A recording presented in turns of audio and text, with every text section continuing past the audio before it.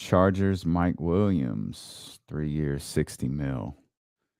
NFL working. NFL think it's the NBA out here. Well, the NFL literally said, everybody eat, we've got to bury this Calvin Ridley story. Time to go to work, ladies and gentlemen. They're working harder on this than they did on Ray Rice. Oh, man. They maybe that Ray Rice was what they learned. Whoa. What? Wait, what? Oh, yeah. That's what you got to talk about. The Carson Wentz deal.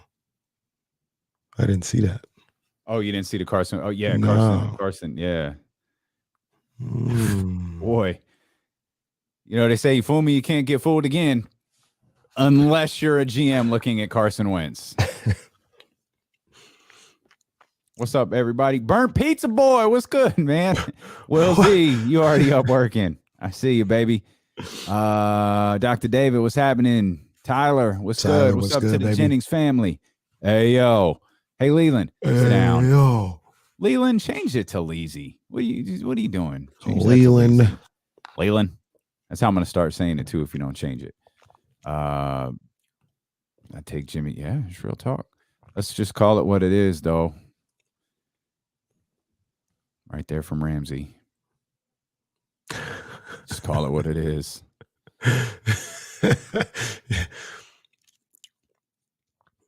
Oh, 16th. Okay. All right. I got you. Yeah, lazy right now. I'm trying to see what's going on. I got Jackson State versus Texas Southern. It's supposed to be on, but it's not streamed. I don't know what's going on here. Maybe it comes on at 12 o'clock. Portland State. Is Sac State already play today? Leland. If they won, I doubt it. They've actually won. Like, if they won this game, I think they would have won like 8 of their last 11 after being the worst team in the conference. Wow.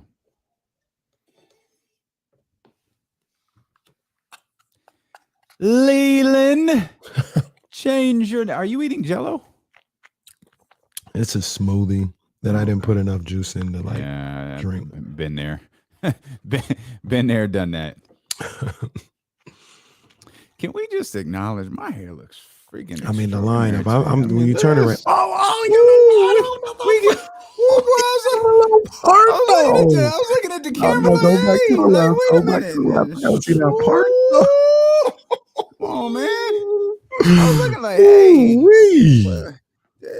Yeah. He ready. You photo ready. See what you got to do is you got to get it cut the week before, get it touched up day of. All right, now we gotta do a show.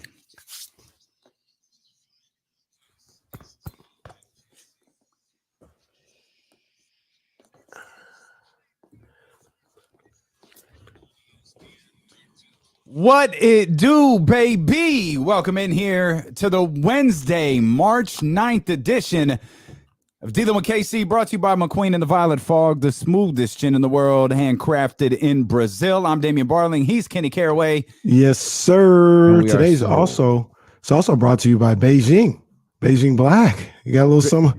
You got a little of that going on there. Hey man, it's a little spray. Like I'm not mad at it. Hey, sometimes when you can't grow paint. That's just the deal. When you can't grow paint, you went the route of the not mad at it. My man put a little. I was like, hey man,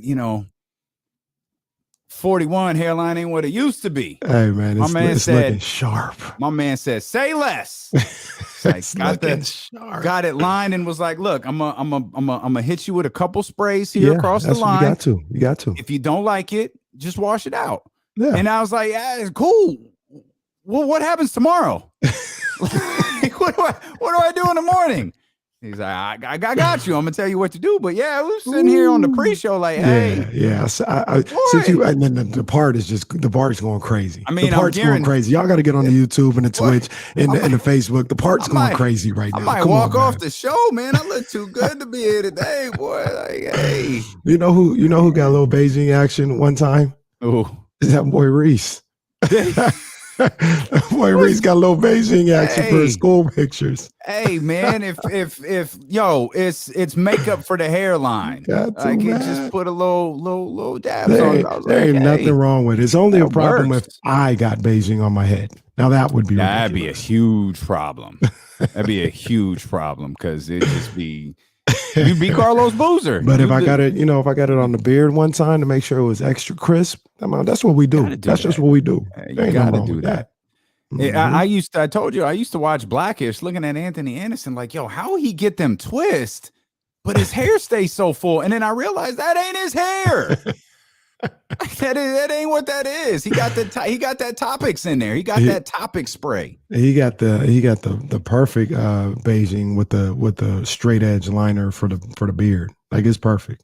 It's one of the great beards in Hollywood right now. Facts. Big fact. And you don't think he spray? Anthony Anderson, a grown ass man, he sprayed. He got color in it too. Come on. How old is now. Anthony Anderson? Anthony Anderson, a grown ass man walking around. He's 51 years old. He walking around with that dark hair. It was straight black, jet black. Come on, man. Oh, I'm looking at the beard right now. Anthony Anderson's a bad boy, man. I'm telling you, man, bad dude. boy.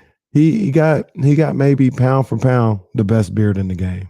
LeBron has a good one too when he gets it fresh and lined up. Yeah. It looks very dope. But man, you might have Rose to go got solo one today, bro. Oh yeah, Rose beard. Rose's beard is like art. Like it's straight up art. Like he got Matt Barnes barber coming over to his house and making sure it's on point. Didn't intend to start the show this way, but hey, welcome anyways. Come on, when the cut is that fresh, man. Come on, man. The line is what took it to another level for me. The line, I knew it was good. Like I was like, oh, my man did that. But like now, as I look at the camera, I just kept looking at myself. Like, hey, I'm getting ready for the Mats and About You wedding next week. Like, hey, man, I gotta be on point. We got to talk to Kyle about that. Kyle sent me a script. I got a script to read. Oh. Yeah, I wasn't planning for that. I've been working on what I was writing. Get your camera phones out, ladies and gentlemen. Oh, actually, the first line is put your phones away. Oh. It's the first line. Oh. Yeah, so we'll talk to Kyle on Friday. Different shows for different folks. Welcome in to the show. There have been a bunch of NFL trades. There have been Domantas Sabonis has been suspended, but we led with my hairline. I almost had it there. I said, you know who also has a really good beard lineup? Domantas Sabonis. Yeah, he can work on it tonight because he ain't going to be playing basketball. It's kind of ridiculous. But when you look at other cases around the league, like James Ham and Sean Cunningham put out, it's kind of ridiculous. You're right. Especially the one James Ham put out. I mean, Joel probably should have been suspended for what he did to the Sacramento Kings. Julius on Julius Randle. Yeah, sorry, what Julius Randle did. But this confrontation is, man, that's something. He hit the ref like Aaron Donald be hitting offensive linemen. It's something like that, yeah. But especially in the final plays of the big games, like he was coming at him. But I told you yesterday, I was like, yo, I think Domantas Sabonis bumped the official. Well, we need to have an uncomfortable conversation. Okay. Was anybody aware of this until D'Lo and Casey yesterday? Was the league aware of this until they listened to D'Lo and Casey yesterday? You gonna put this on me? I'm just asking the question. I don't know. Put this on me. I don't know. I think the league didn't know anything about this. They were on the Odyssey app listening to D'Lo and KC, and they said, as they are. He did he? I have to go back and look at this. Oops. But at the same time, I thought it was just a simple hard and fast rule. You touch the official, that's it. By some of the evidence put out here today, apparently it's not a hard and fast rule. Do you think it should be? Do you think there should be no? Oh, man, that's tough. If we know what a volatile act is, and we know if somebody's like, hey, no, like just trying to touch them on the shoulder or something like that. And I'm not saying that if Sabonis would have touched him on the shoulder in a nice way, they would have suspended him. We all know that wouldn't have happened. But, should there be some type of room for, or is there right now, like room for, heat of the moment or not? I don't know. Because Julius Randle, he should be suspended. If there is no room and it's just you touch the official, you're gone or you're suspended. Julius Randle obviously should be suspended, but he wasn't. So I don't know. Do they look at him from situation to situation? Let me. I'm gonna say yes that they do. And here I've got James' tweet right in front of me, and Julius makes contact with the official on his way to a player. I guess I don't. This might be he hit him pretty hard, bro. He did, like I said, I'm not even joking. He did it like Aaron Donald would do Lake and Tomlinson. He just slapped that arm away so he can get to the quarterback. But at the same time, oh man, that's tough. His intention wasn't the official, right? He makes contact with the official. His intention wasn't the official. Domantas Sabonis's attention was the official. I'm not saying he intended to bump him, but he did approach him in a certain manner.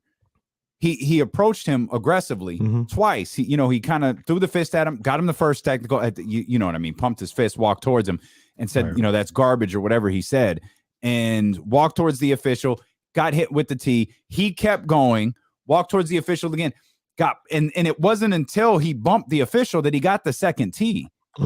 So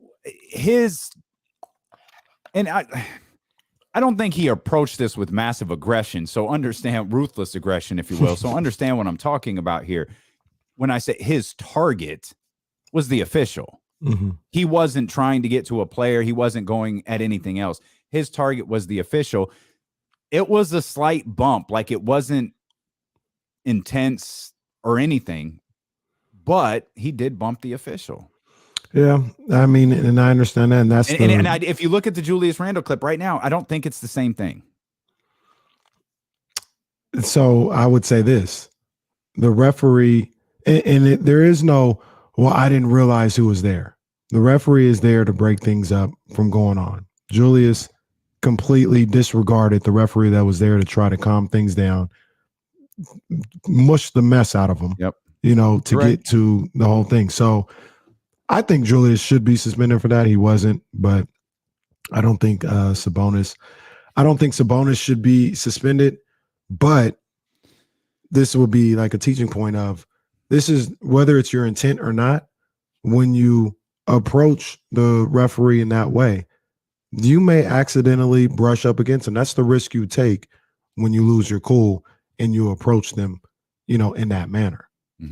That's just, it's a learning experience. And I don't think Sabonis's intent was to make contact with him. Yeah, absolutely. I just think not. He was trying to approach him.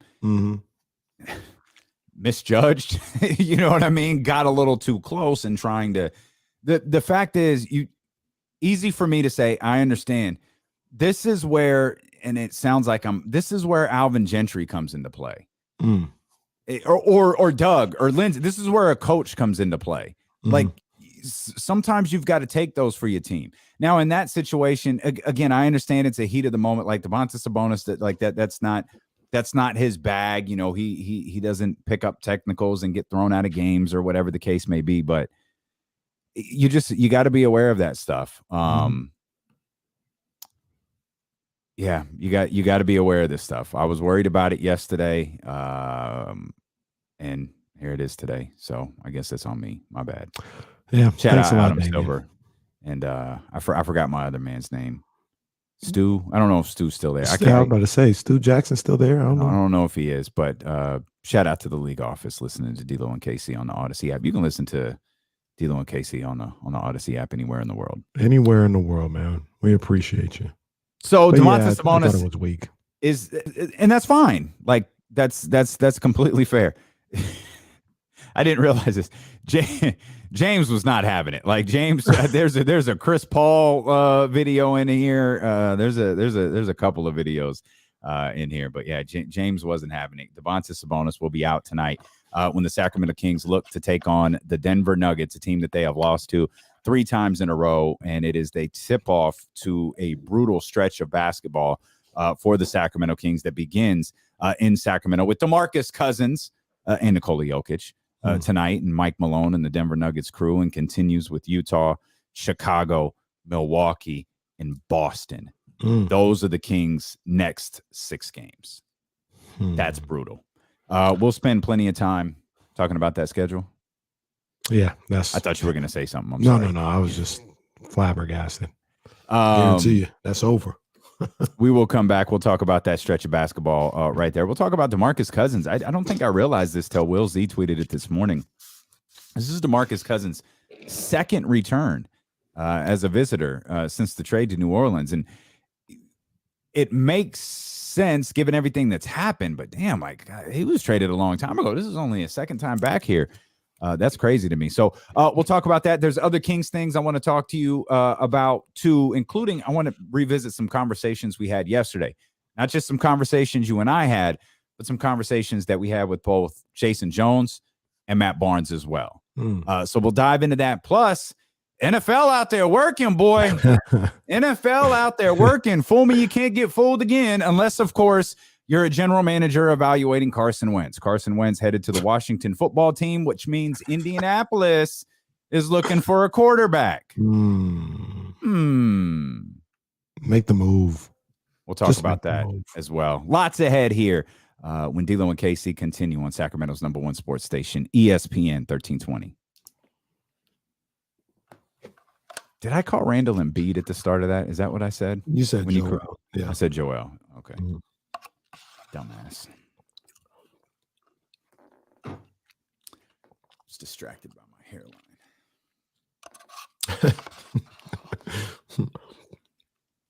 It is distracting.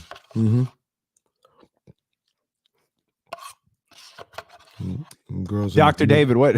Dr. Blue Jacket's gonna be right all over you. Blue Jackets. Yeah. Zeta's gonna be all over you. Oh man, please, you stop that. Maybe if I was alone, all by myself in a corner, they come check on me, but not when I'm standing next to KC and that Invisalign smile, boy. That was an Invisalign ad right there. I should have recorded that, sent that to him. We could have got the Invisalign for free. We need to Regan, where you at? Get them on the line.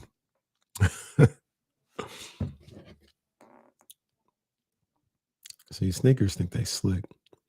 Well, drop. I saw that. Yeah, I saw that. I saw that. Stop playing with me, man.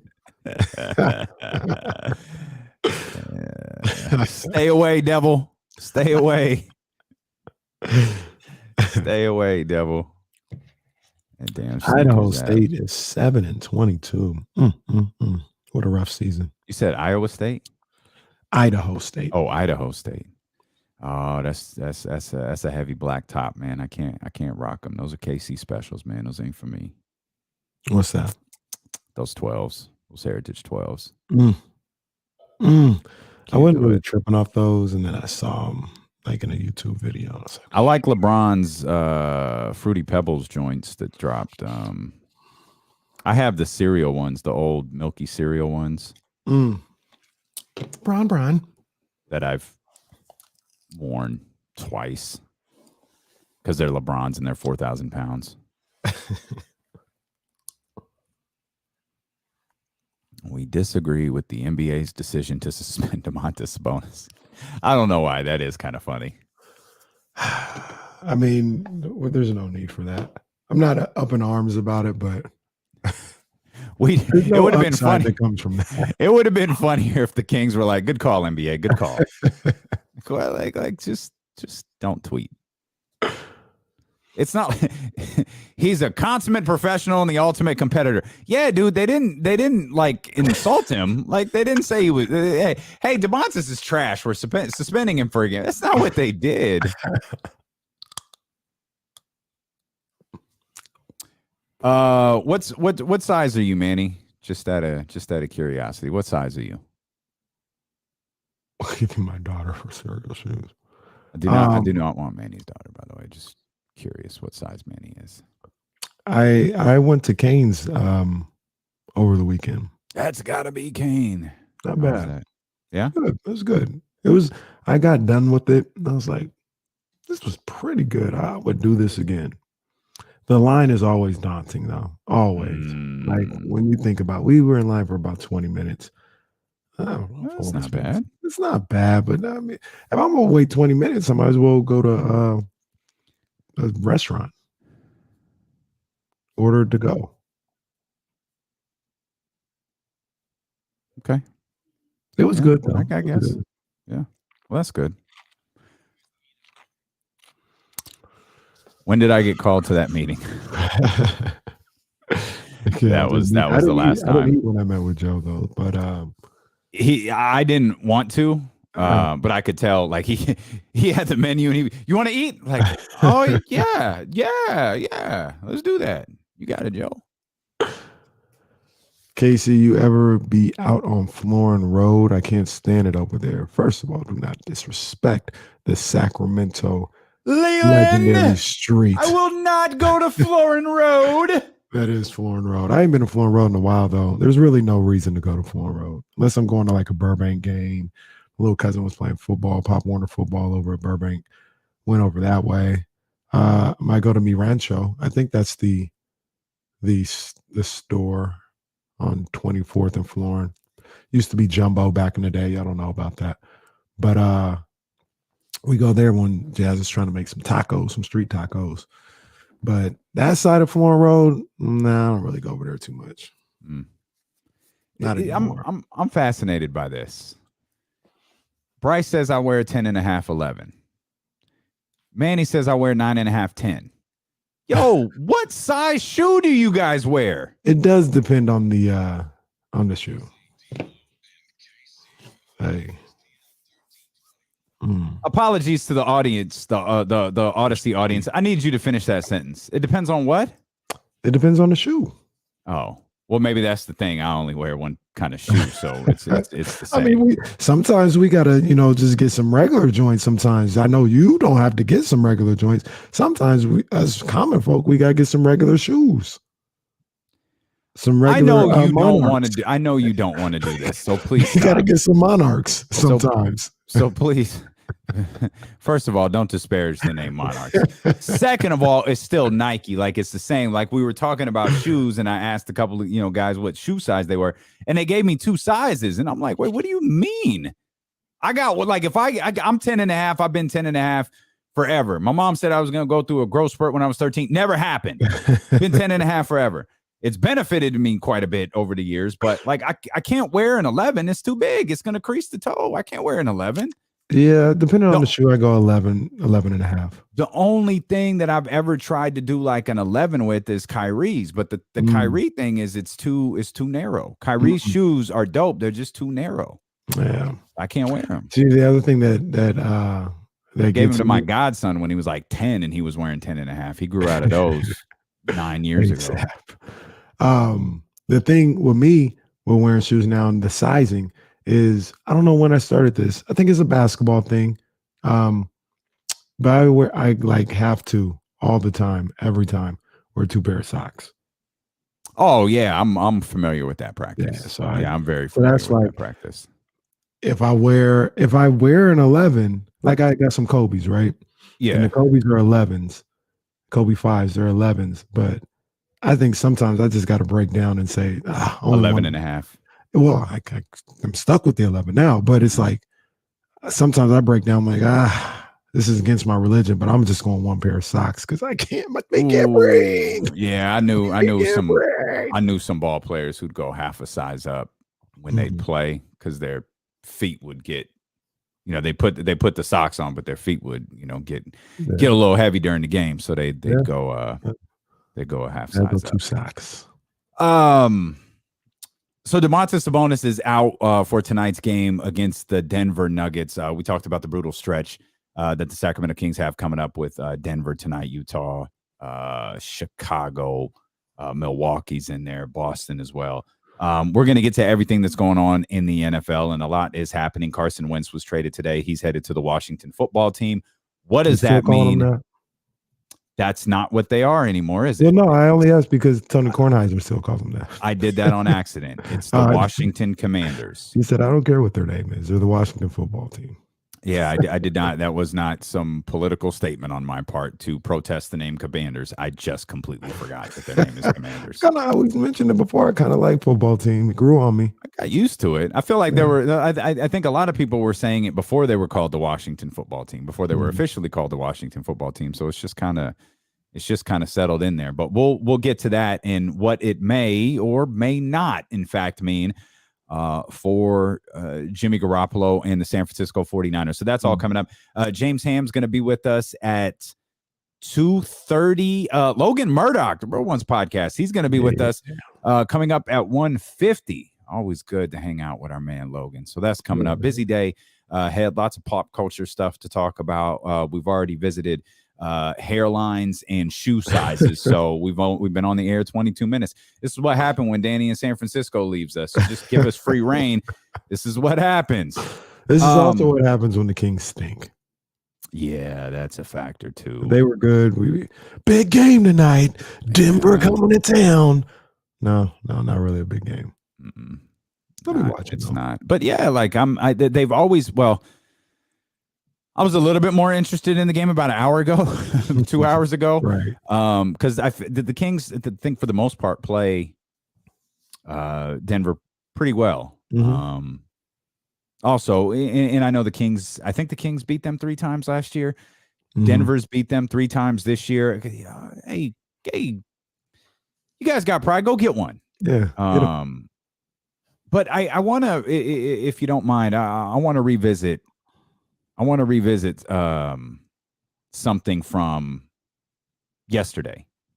With it was a running conversation. Started with you and I, and we got into our conversation with Matt Barnes, where I asked him about how could a team blow a lead like that 3 times. And he immediately said leadership. Like right out the gate, he said leadership. Like, okay. Jason Jones, it was a running conversation with him. Are we bailing this team out a little bit by talking about, and I'm not trying to insinuate or even question whether having a leader is important or leadership is important. We all know that it is. But they blew a 20-point lead 3 times because they didn't have a leader? Or a perceived leader, or like what are we, when we talk about having a leader, what are we talking about in that situation? I mean, we're talking, in my opinion, we're talking about a guy that, can calm everybody down, weather the storm, and make sure everybody gets back on track. To your original question, yeah, we are kind of stalling them out a little bit. These guys have been playing basketball for the last 20 years. They've had a number of different coaches. They've been in all type of situations. They've been up in games. They've been down in games. They've had big leads on every level they played on. This isn't something new in the game of basketball. Is it new to this group of players playing together? Is it new maybe in the NBA? Sure. But, I mean, I just don't understand. Like, you shouldn't just be dumbfounded to the point where you just keep giving up 20-point leads. Hell, it's not even new for this team in the last 3 games. Okay. Like, it happened in the last 2 games. So you should know, hey, this can happen again, or this looks like it's going down that road again. And without any kind of leadership, just being around playing a game of basketball, you should be like, all right, let's tighten it up a little bit, make sure this doesn't happen again. So yeah, there is a level of stalling them out a little bit when we talk about leader as much as we have. However, I mean, it's like the chicken and the egg. A leader will make sure that you realize that you've been down this road before. You're not going to leave it up into, well, they should know because they played the game before. No, he's going to make sure, hey, let's get it together right here. We're sliding down into the same slippery slope that we were the last couple of games. Let's tighten it up right now. They don't have that. I was just thinking about that as I was, going through the stuff that circulated on social media yesterday that Jesse put together and listening to Matt. I was like, man, and I understand the need to discuss leadership because it feels like the Sacramento Kings organization is lacking in leadership, perhaps from the top all the way down to the bottom. perhaps from the, tippy top of the organization all the way down to basketball operations, it feels like it's lacking leadership. But in the end, these are pro ball players. And not only are they pro ball players, they're really good. There's a couple of guys, at least, that are really good. There are perhaps some guys who, shouldn't be in the curtain position that they are, like, Trey Lyles perhaps shouldn't be a starting four in the NBA, but he could be he's a good player nonetheless. Justin Holiday, same thing. The pedigree that he has with his brothers, like all of that. But you still got De'Aaron Fox, Domantas Sabonis, and Harrison Barnes out there, where to me, like, we can search. Yo, slow them down. It's like, it's this, just slow them down a little bit, cut again, one time. All right. It happens back-to-back times. Like, hey, all right, let's stop. Like, let's chill out with that. And then, of course, Monday, everyone felt it. Like, I ain't going to be comfortable till we're up by 20 with about a minute left. And it, obviously that never came. They went the opposite direction and went down by 20. And I just felt like, man, I don't question whether this team needs a leader. I don't question that whatsoever. But if you interchange, and these will be conversations we have throughout the day as well. If you interchange that Trey Lyles position with someone else, where you get like a high caliber starting four, maybe you go get a guy in Atlanta. Right, or something like that. Maybe you do, and then all of a sudden, okay, I don't know who the leader is, but I know they cut the legs off of that run at 10, and I know they got 2-3 baskets in a row. I know they slowed this thing down. I don't know who. I don't know if De'Aaron Fox grabbed everybody. I don't know if Rashawn Holmes grabbed everybody. I don't know who it was, but they fixed it. And I think sometimes when we don't get the result we want, we've exhausted the roster. We've exhausted coaching. And so now we're left up to what is essentially an intangible, and that's leadership. Yeah. And I know this, there needs to even with the leadership, there still needs to be just some basketball IQ. And I believe that these guys have that. Like, I look at somebody like a Harrison Barnes. He knows how to play the game of basketball. He has a basketball IQ. Domantas Sabonis, same thing. He's got a basketball IQ. Justin Holiday, all the basketball he's seen and played in his life, he's got a basketball IQ. So I don't know why they can't implement De'Aaron Fox. I think he's got a basketball IQ. I don't know why they don't implement the simple, basic things that they know in those times. It's baffling to me, because this isn't a team of guys who just don't know how to play the game, but they don't execute in those tough times. And I mean, I've never really, obviously never been in the NBA, and it's a little different, but when Matt Barnes was talking about playing from ahead and how that's different, I understand that. I understand it. I don't completely wrap my head around it. Like, there should be a moment when it's like, all right, let's lock back in, do what we were doing. But maybe that's something that they have to learn as well. Feels like they have a list of things to learn. Yeah. And not a lot of time to learn it, because we need this thing to change starting. It should have started this year, but it didn't. So next year, or else people once again will be gone. There will be a revolving door until it gets fixed. Yeah. That's frustrating, man. I got a question for you, though. I think I asked this to Matt Barnes, but I want to ask you. I got to close Twitter. We're going to talk about it in a few minutes, but Bonte Hill just tweeted something that kind of blew my mind. Oh, my. We'll get to it. It's about the football news today. I feel like I have to watch football differently, because Bonte just tweeted. I'm telling you, Bonte just tweeted something that blew my mind. Oh, my. We'll get to it. We'll get to it when we get to the NFL stuff. Okay. I didn't mean to distract you. I got to shut down, boy, because I'm shook. I'm shook. In your mind, Does it say anything to you that they were able to play well enough to get up 20 points in 3 different games? Like I said, victories, we all understand that, but yeah, does it say anything to you that they were able to do that? I understand the spirit of your question.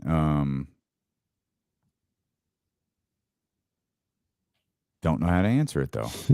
I'm dumbfounded. I'll say it like this too, because I feel BTD or PTD, as my partner said yesterday, before the trade deadline.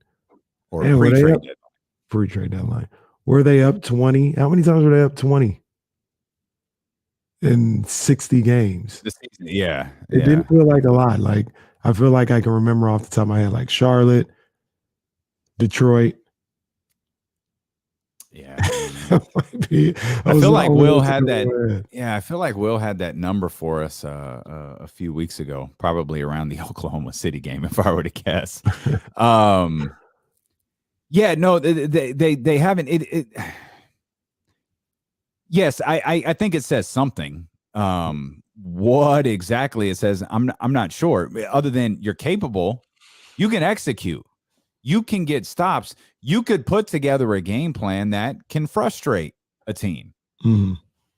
But either you're not conditioned to finish, you're mentally not conditioned to finish, or you can't adjust when another team makes changes.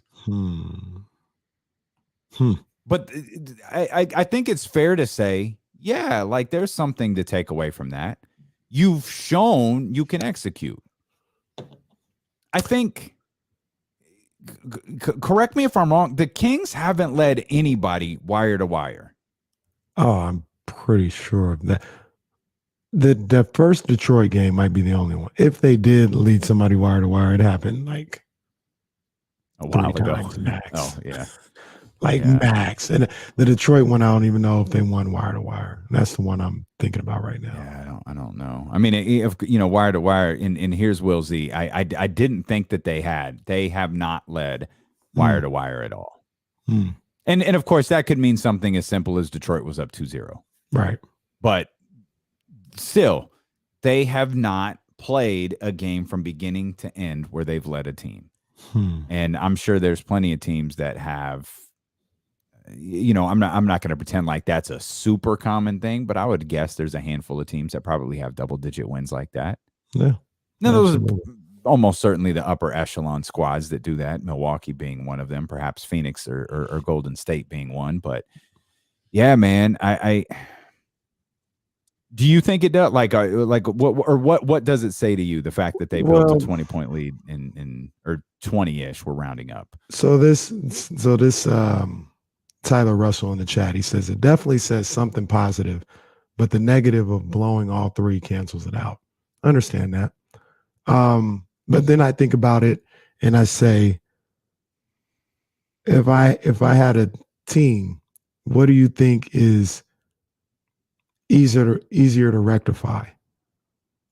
The getting up by 20 and blowing those leads, or not being able to get up by 20? Right? Like if you're just not good enough to get up by 20, I don't know what we can do for you. But if you can have those type of games and say, you know what, we need to be able to weather a storm or,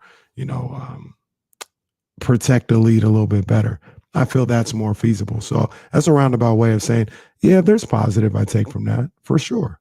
For sure. I mean, it kind of brings into question, and I'll ask you and I'll ask the stream, is the talent a little bit better than maybe we're giving it credit for after these last 3 games? Because these last 3 games, 2 games in particular, we're like, yo, they need a lot. They need a lot. Like it just shows you they need a lot. They can't get it done with this group. They need a lot of work. Or, I mean, they do, but do they need a lot of work? Or do they need a little tweak here and there? I'm still on the side. Or do they need a lot? I'm still on the side they need just a little tweak. And I maybe in the minority. To get, and once again, to get to Minnesota Well, I just think they need a tweak. What do you mean by tweak? Minnesota's like 5-6 games over 500, aren't they? Mm-hmm. You think the Kings are a? You think the Kings are a tweak away from that? Well, I mean, look, this team, regardless of what Legion of Hoops tries to tell you, this team is like 3 games under 500, and that's what I'm talking about. This team, and I don't know if they would continue that the whole year. Maybe they have the same record. I don't know, but I look at this team and I say, and when I mean tweak, I mean just kind of one player away from changing their fortunes a little bit. Yeah, I still see that. I still see, like, if you could have, just say, a better starting power forward, you have that, moves Lyles to the bench. That actually bolsters your bench a little bit. Yeah, I could see them. So give me an example of a tweak. You said a starting 4. This may be an extreme example, but I would say, I was messing around with some stuff earlier, and I was saying somebody like John Collins. So in one player, like I'm saying, you add one player, the caliber of John Collins, to the squad, I think it changes them a lot. And that's saying something, because people are like, yo, Mark Wong, they need 2 starters away. I'm only changing 1 starter. In this scenario that you're talking about. I think but John Collins doesn't feel, now it's one player. Mm-hmm. I understand that, but that doesn't feel like a small tweak to me. That feels like a massive move. Mm-hmm. Acquiring John Collins feels like a massive move, not a small tweak. A small tweak to me is acquiring, a couple of, hired guns for 3. They're not guys that you're playing 35 minutes. They're guys that maybe you're playing 20 to 22. That type of stuff feels like tweaks to me. John Collins feels like a move. Yeah. Like that feels like and that's what I mean. Big. I mean, get a bona fide starter, one bona fide starter on this roster, and you change. So you're just so we're kind of back to the who's the third man thing. Whose side is he on? That's what we're back to, right? Who? And we have Harrison Barnes, but I think either we're operating like Harrison won't be here, or ideally, and correct me if I'm wrong, ideally Harrison becomes the 4th man. Mm-hmm. He becomes the Big Show, or whoever was the 4th man of the NWO. The 4th man. That's a good question. I think I know who it was. Was it Ted DiBiase? Was it? I think it was Ted DiBiase. He did 1, 2, 3, 4, and then he said next week 5, and everyone was like, "There's a 5th horseman! There's a 5th horseman!" But I think Ted DiBiase was 4, and then maybe it was Virgil that was 5. I don't remember. That's a wild one. We're gonna need a relive on Virgil. It's all. There's a lot of things we need in life. That's probably not one of them. But ideally, Harrison is 4, not a 4. God forbid we stop. Please stop putting that man at the 4 position. But we're talking about in the hierarchy of the squad. They might do it though. If you get a certain guy. There was another guy I was looking at, and I was like, well, I don't want to do it, but share. No, I haven't figured out the trade exactly. I actually figured out the trade for Collins, and I don't know if it'll work or not, but I figured it out. It was Rashawn, Justin Holiday, Trey Lyles, and the 1st round pick this year. You probably need more. Like maybe you move Trey Lyles out and put Davion Mitchell in there. I don't know if the contracts fit with that, but yeah, that's what you'd have to do. But the other name that I was thinking about is somebody like Gordon Hayward. If you can make a deal with Charlotte for Gordon Hayward, and I don't know if the same deal works, with the 3-for-1 like that, but I ain't going to. I mean, that can't include the draft pick though. I'm fine if it's, all due respect. I mean, if you could do it without the draft pick, that would be. I don't know awesome. how I don't know how if you're Sacramento, you do it with the draft pick. Yeah, I know. I understand. I get it. I like Gordon Hayward too, by the way. Mm-hmm. I'm not saying that to be demeaning. I do like him, but I'm also looking at this like, fam, we got Devonta Sabonis without giving up our draft pick. Yeah. Like, I don't know that I want to use that for Gordon Hayward. I know that Tyrese was the, I get Tyrese was the guy in that, but that's tough. Okay. I don't know that we solved anything. That's a damn shame. I have another question for you because maybe you just answered it. You just brought up a 4, and without asking, you just brought up a 3. We haven't talked about the 2 spot yet. So I got a question for you. We'll dive into the NFL news as well. We'll revisit what's going on the last, 28, 29, 30 hours or so. Well, I'll tell you what Bonte Hill tweeted that it got me a little shook. And we'll talk some football, but we're gonna stick with the Kings here because I've got to ask you this question. Boy, I got an email today from like one of them bookie sportsbook joints. Oh man, I can't wait to share with you what was in this email. Oh yeah, watch the throne, get the throne ready.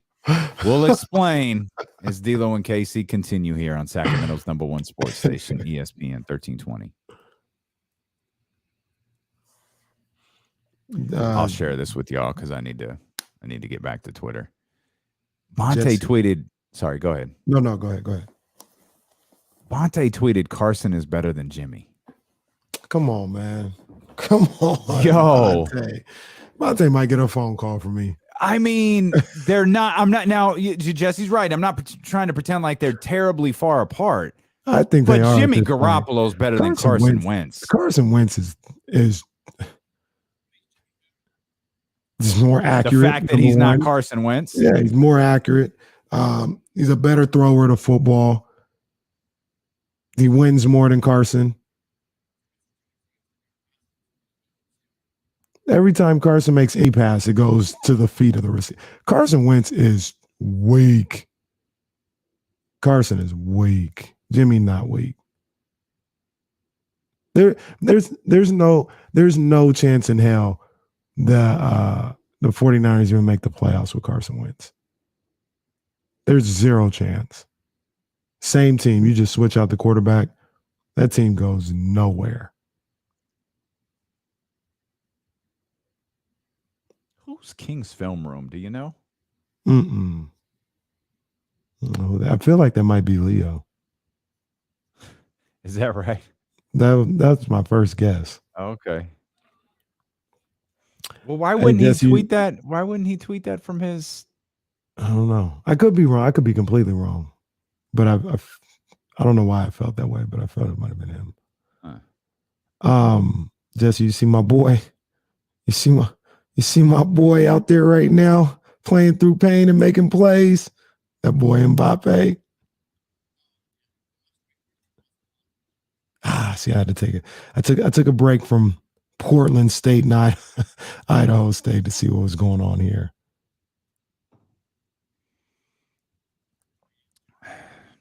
Bill Oram wrote.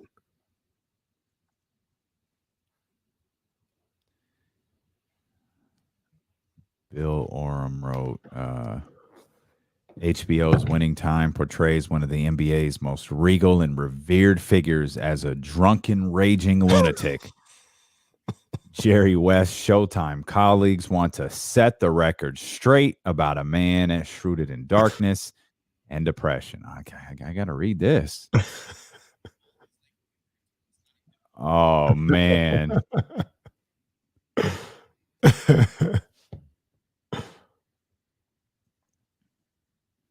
For people who were around the Lakers in the early 80s, those might include minor details like Jerry West's office not having a window for him to throw a trophy through, which happens in the pilot episode. Oh, that wasn't true?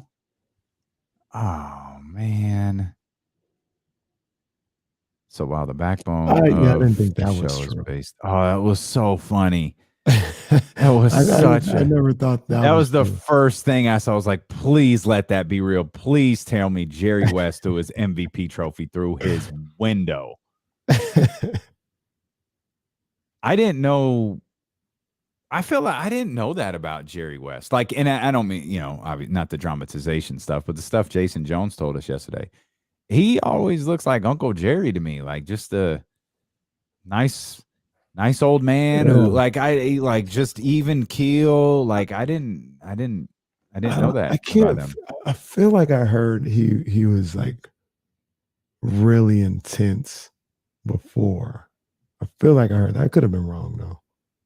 Could have been wrong. I always use Jerry as an example, Jerry West as an example. Like, Jerry West would be shredded in 2022. Oh yeah. Like, yeah. I mean, what was he, 1-7? I think he was 1-7. Yeah, man, he would be. And his nickname is what? Mr. Clutch. Fam.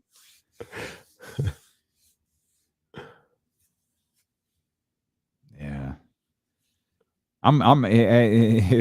That pilot episode makes me want to learn a lot more about Jerry West. Yeah, I wouldn't mind somebody diving a little bit more into Jerry West. Yeah.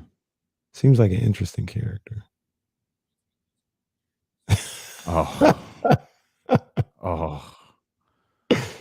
The ultimate loser. Oh, man. 1-9. Good call, guys. Yeah, I thought he had lost, and wasn't every single one of them to the Lakers? I'm just curious, Robbie. Just curious. What's the reason? We're just engulfed in this winning time show on HBO and some of the articles that are being written, and it has been confirmed that Jerry West did in fact not throw his MVP trophy through his office window. As a matter of fact, according to The Athletic, Jerry West in fact didn't have an office window. So that's sad for many reasons, because I wanted that to be true, because I popped when that trophy went flying through the window, and I was like, I've got to know if that was real. Did that really happen? Like, is that true? And I don't know how much in that show we're gonna see that's not true, but that made me laugh. That was funny. Well, the thing to me that was funny about that moment was I thought he had already broken his MVP trophy. Remember when they go through his career, wasn't he in the locker room smashing the MVP trophy? Shreds. Oh, is that what that was? Oh man, that's what I thought it was. So, Jerry, I was confused. Maybe that was like an all-star MVP. Trophy. I need to learn more about Jerry West. That's all I can say. We'll get to the NFL here and the busy day that they're having, and I guess this is going to continue for the next week or so as the new league year officially begins on March 16th. Yeah. And there's very intriguing things to watch, obviously, with the San Francisco 49ers and Jimmy Garoppolo. There's interesting things to watch with the Houston Texans and Deshaun Watson as well.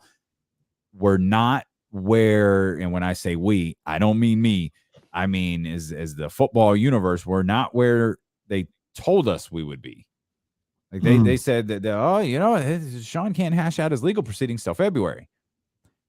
Again, welcome to the March 9th edition of Dealing with Casey. To the best of my knowledge, none of this stuff in terms of these legal proceedings, these civil cases, none of this stuff has been worked out. So I don't know what they're going to figure out in the next week that they couldn't have figured out last year that allowed them to play football last year.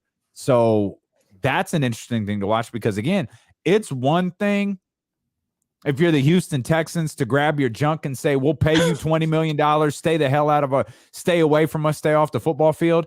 It's a whole other thing to say, yeah, do it again. Here's the next, 16, 17, 18 million we owe you, or whatever it may be. Go sit at home. That's a whole different animal right there if you're the Houston Texans. Yeah, and this thing has to get resolved, right? One way or another. I can't imagine. I feel like we said that last year. Yeah, right. We probably did. I can't imagine continuing to go through this for essentially another year, because, like you mentioned, if they wait till after the league year, contract is guaranteed. And that's a whole nother obstacle for trying to move him and trying to find another place for him. Somebody that's going to take the contract and things of that nature. So, man, come on now. This has to be taken care of soon. So we'll get into all of the stuff that's going on over the course of the last couple of days. But I want to get back to the question I asked you. We're talking about John Collins a few minutes ago. Even brought up Gordon Hayward as potential targets, assets, players that could help the Sacramento Kings this offseason. So you brought up a 4, brought up a 3. You didn't mention a 2. Now, if you had your pick, Kenny Caraway, you could land the perfect 4. Maybe that's John Collins for you. And I'm talking about reasonable, by the way. Like, I'm not talking about like stretch your imagination here. I'm talking about you could acquire the perfect 4 for you this offseason. Or the perfect 2. Power forward or shooting guard? Which one would you rather have? Shooting guard. No questions asked. Yeah, no question. The only reason I haven't made a trade for a shooting guard is because I don't know if the starters that we're looking for are going to be available. But it would be a 2. I was messing around. So I was messing around with the Warriors roster. And there are just some things I don't see them doing. Like, I would want Jordan Poole. I don't think they move on from Jordan Poole. I think he could be a starter next to De'Aaron Fox. I don't think they move on from him. Moses Moody. I love to take him off their hands. I don't think they're moving on from Moses Moody. The one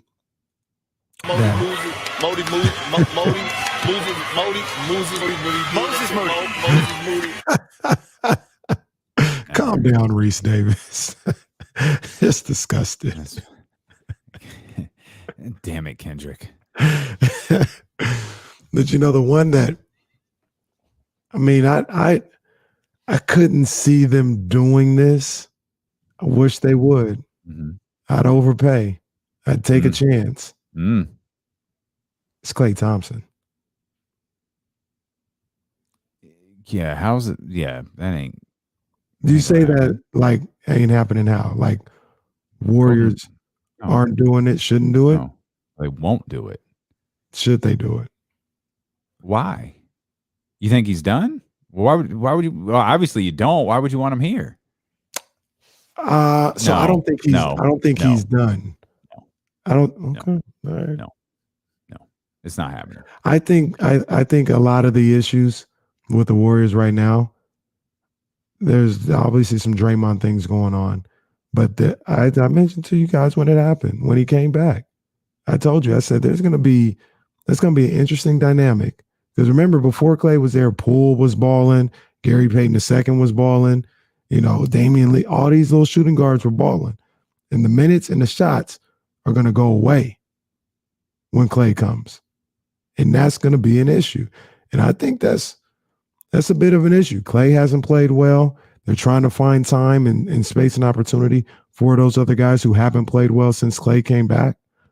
And that's why I was looking at the Warriors, because I think they got a decision to make. I don't know if they'll make it, but I think they got a decision to make. I don't think you can have all those guards. No. That maybe they do have a decision to make, but it ain't going to involve Klay Thompson. The Warriors will die as an organization before they move on from Steph, Klay, or Draymond. That's why I didn't mention them.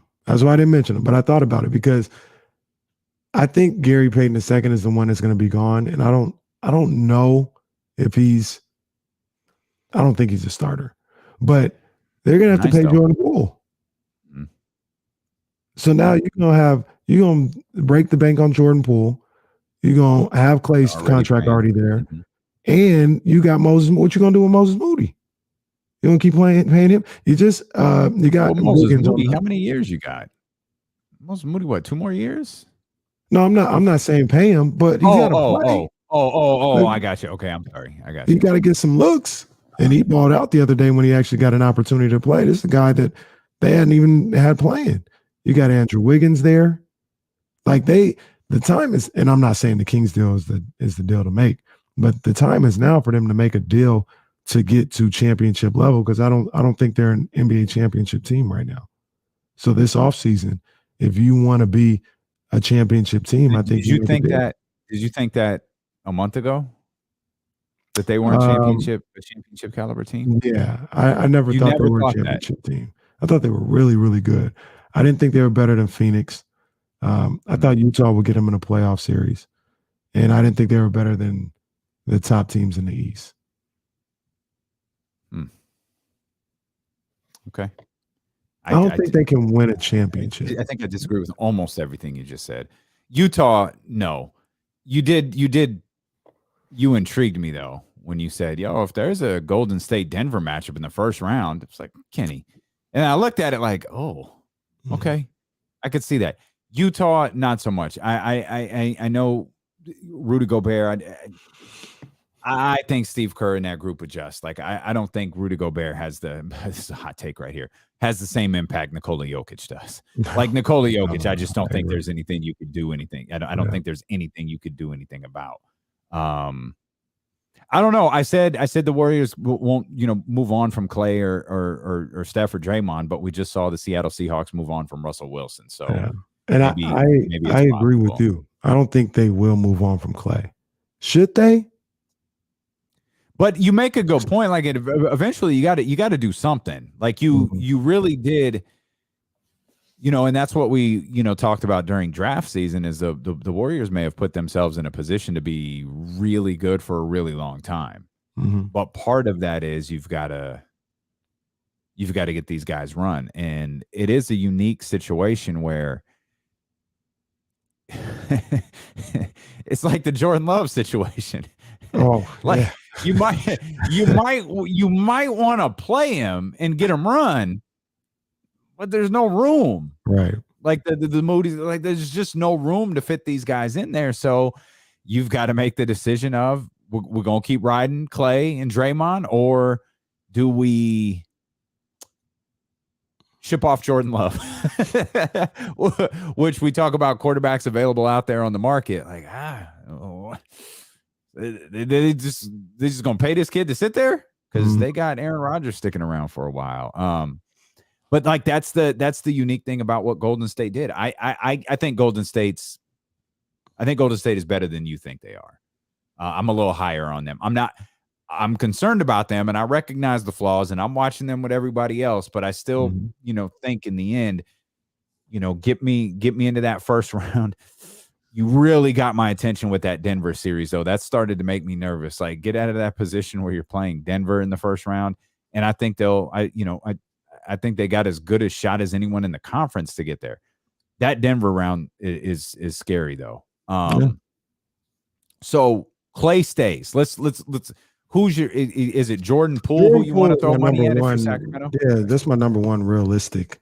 I don't see that either for the record. Right? Yeah, I don't think Jordan Poole's happening. That's why all these trades involved Hayward and Collins. Because the two ain't there. Yeah, I don't see the two being able to get the two starting caliber two. Right now, I don't see the pathway. Could be wrong. Could be somebody I'm overlooking. But I don't really see it.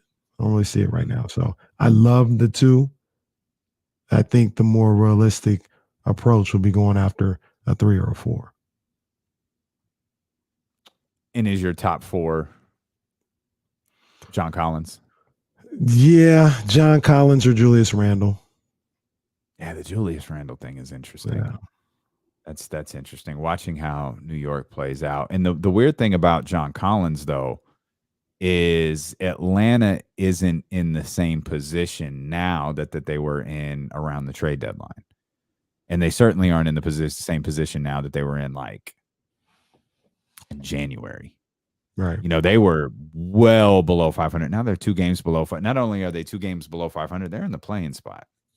Like they're in the 10th spot. Now they're playing better. It's not, they may look at it at the end of the day and be like, well, what are we doing with this team? Like, say they get the 9 spot in the play-in, win a game, lose the second. I don't know. Don't make the playoffs. Like, what are we doing? We got this guy for $23 million. For what? You know what I mean? Like, They made and a guy that we weren't. It seemed like they weren't sold on signing him to begin with until he had a good playoffs. They made the run, and they felt like they were willing to bring him back. But remember, they weren't on the same page for a lot of the season. Mm-hmm. So could be something to look at. Certainly, tried to trade him. There was talks about trading him at the deadline. How that playing game too could be affected. It's an interesting offseason for them. Some of those teams who fell short. I think it'll be interesting for Charlotte too. Like Charlotte was expected to, and I don't think anyone thought Charlotte was going to take a giant step forward. Maybe a little. What's next for them? Mm-hmm. Okay, not so much. They took a step back. They're in the conversation because of the play-in tournament as well. You're listening to D-Lo and KC here on ESPN 1320.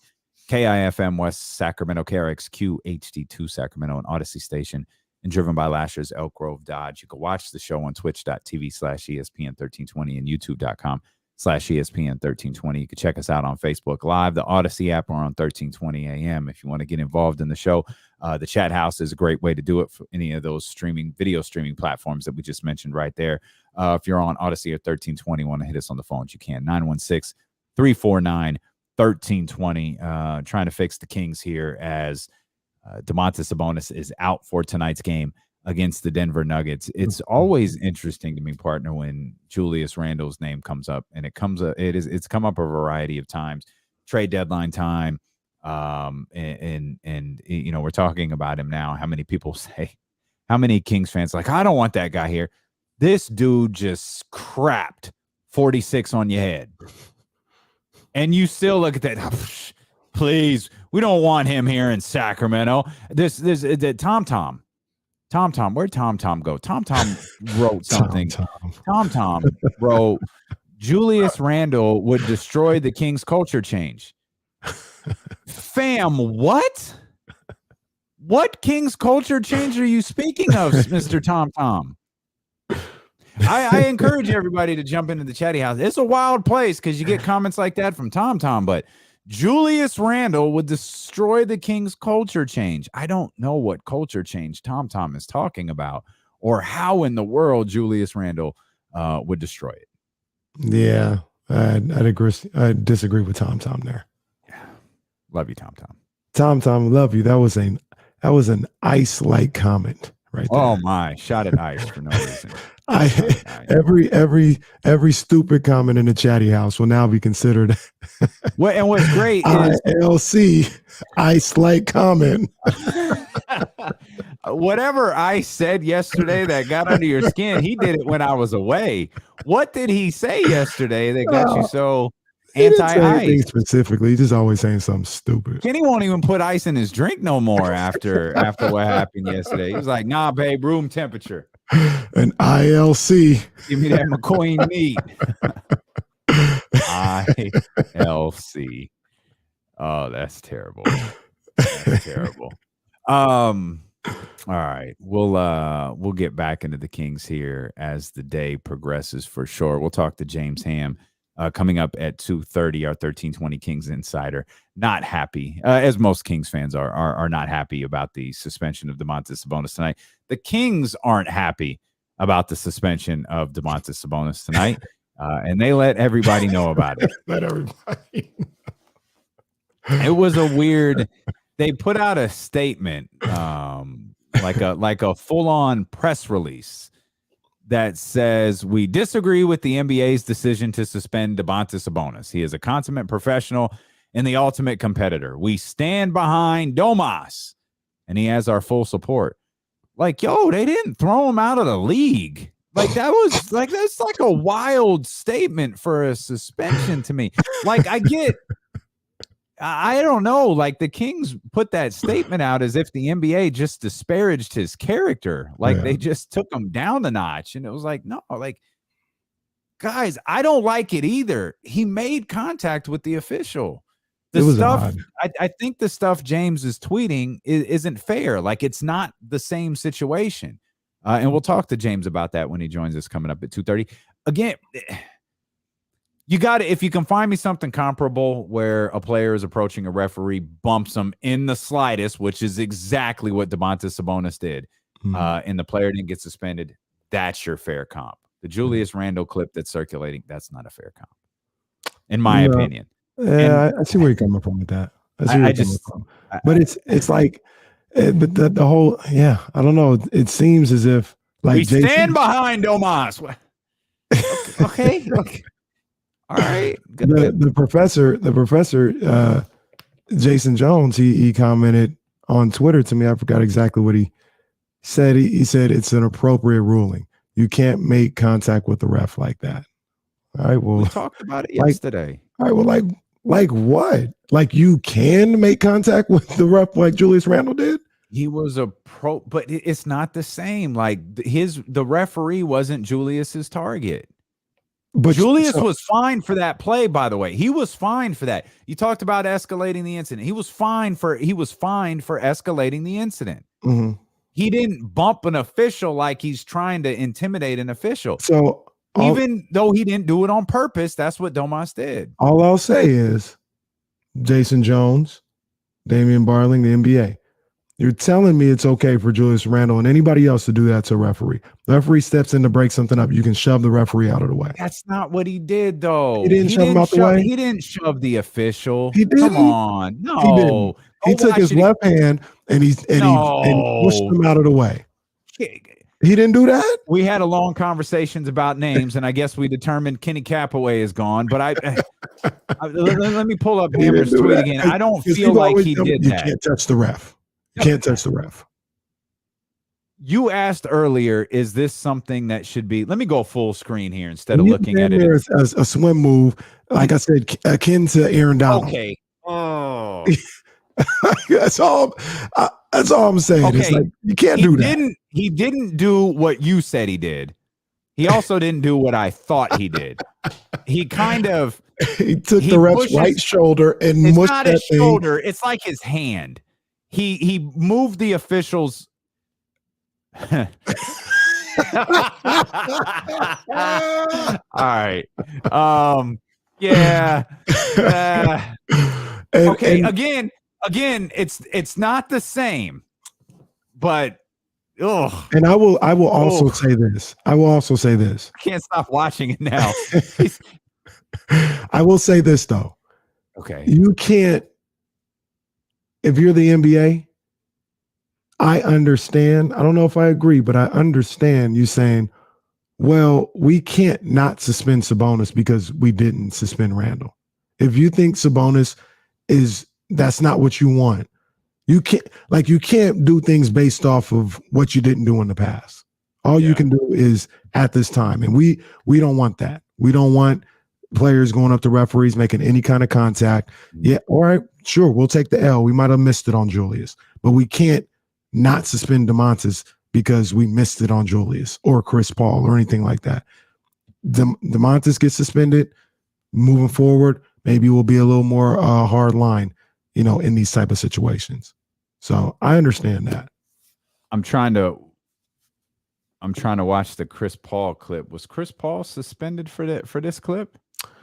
I didn't see the clip. I saw the tweet. James said he was looking at it, but he hasn't said played he was not either. So yeah, that's right. This is when he hurt his hand. Okay, now so he's walking. Chris Paul. Yeah, no, Chris Paul bumped the official. Yeah, no. That was one of that's a Chris Paul move right there. Chris Paul probably should be suspended for that. That's a Chris Paul move for sure. All right, I don't know what to say, man. But once again, I don't know. It was again DeMontis' clip. I mean, Chris's clip was more aggressive. Yeah. Chris is, I think, but Chris Paul's smart. He framed it as an accident. He's looking down. He's playing with his thumb. He's hurt. I'm not trying to like he's looking down. He's looking at his thumb. I mean, it's kind of Spoelstra LeBron-like. It's kind of Spoelstra LeBron-like, a little bit like that.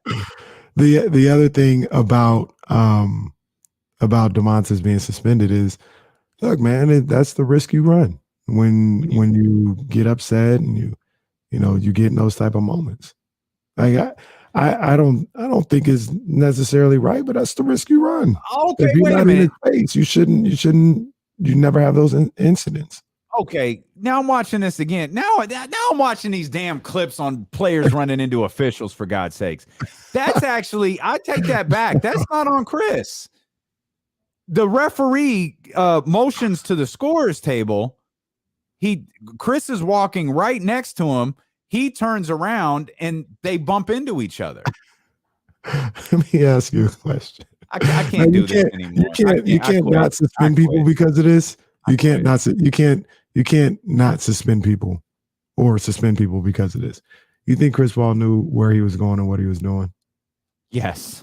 It's all. I can't. The NBA can't say, "Well, we know Chris knew what he was doing, so we're going to suspend." They can't do that. But you and I both know Chris Paul knew exactly where he was at and what was going on.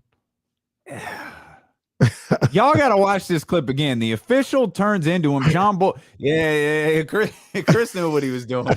Chris knew what he was doing. Chris Paul funny, man. Chris knew what he was doing. I love Chris Paul, man. He's comedy. That's funny. That Chris Paul one is pretty funny because it reminds me of the DeMarcus clip. Like Chris Paul will always remind me of the DeMarcus clip. Like I just absolutely love it. We'll step out. We'll come back. Let's dive into some of the football news. Logan Murdock, by the way, is going to join us coming up at 1:50. So that's all ahead here on Sacramento's #1 sports station, ESPN 1320. I don't know what Eric B is talking about, so cool. But Domas wasn't slick enough. That was the problem. Like he wasn't as smooth as Chris Paul was. Eric B, the hell? Chris Paul, I'm telling you, this is Spolstra Braun. Yeah, that's Spolstra Braun right there. I'm looking at the Sabonis one again. I ain't seen it in the day. That was, I mean, he bumped him, but damn.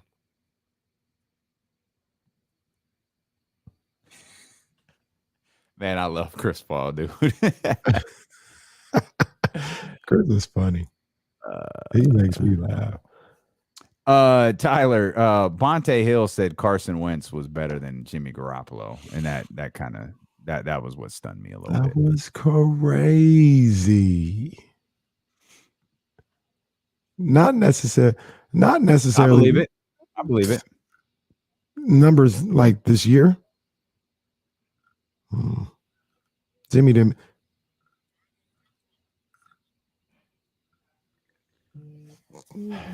Carson sucks.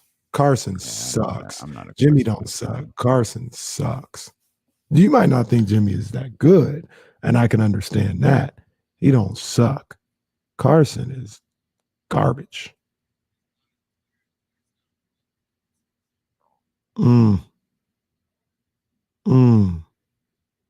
What about Carson with the Eagles sucked? Post injury, yeah. MVP year, yeah, he was a beast. He was a beast.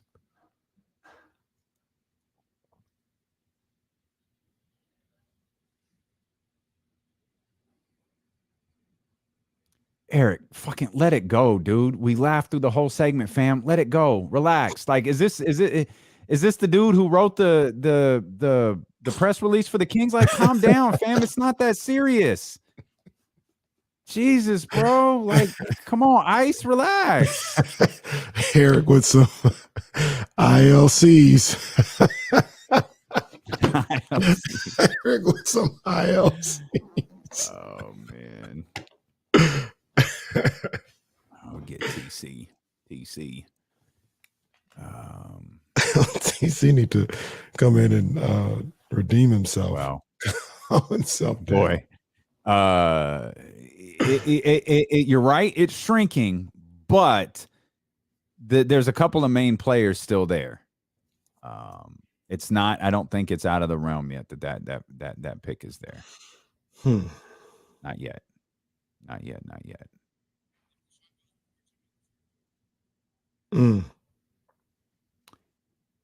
I would argue possibly. So who's left again? Wait, who the hell is the quarterback in Tampa Bay? Nobody knows.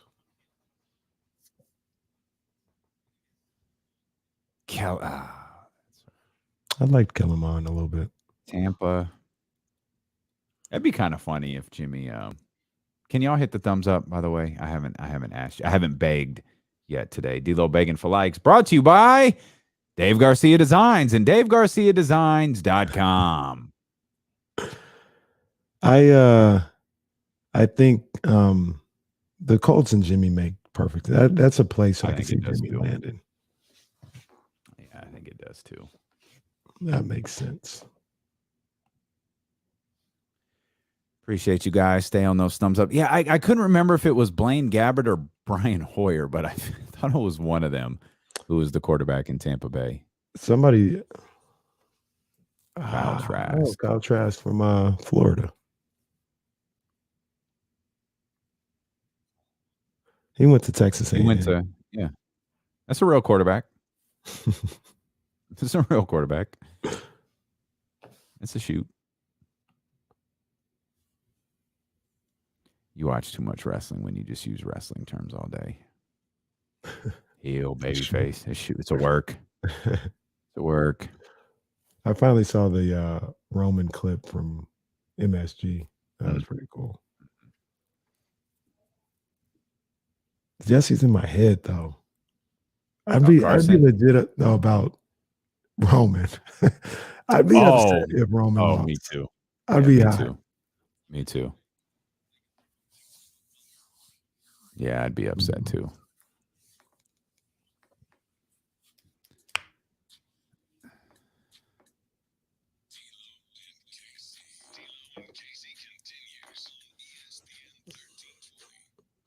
We appreciate you so much.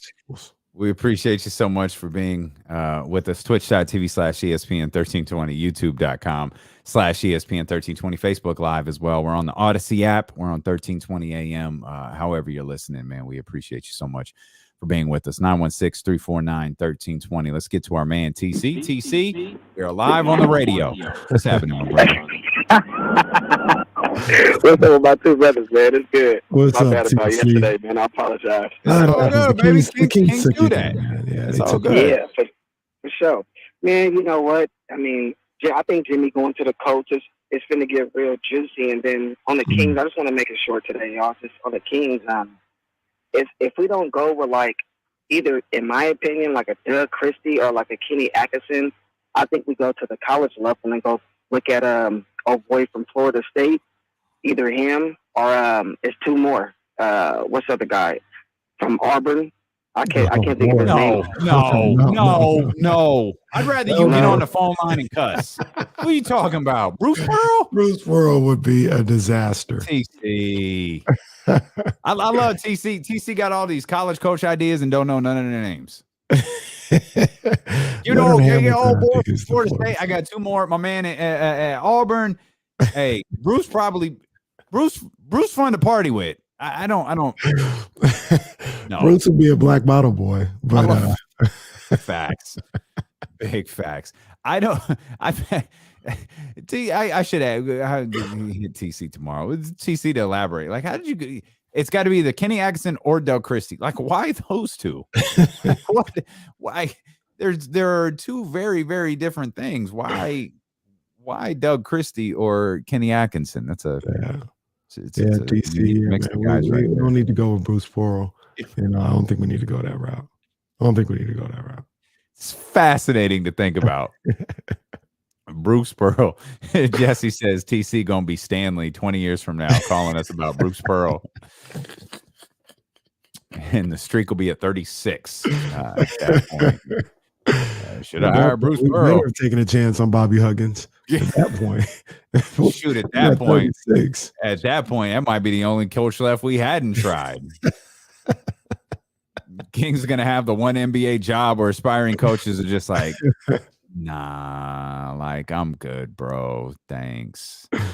I'm good. We'll talk to Logan Murdock about some NBA stuff. Did Logan Murdock jump out the window with the Tyrese Halliburton trade?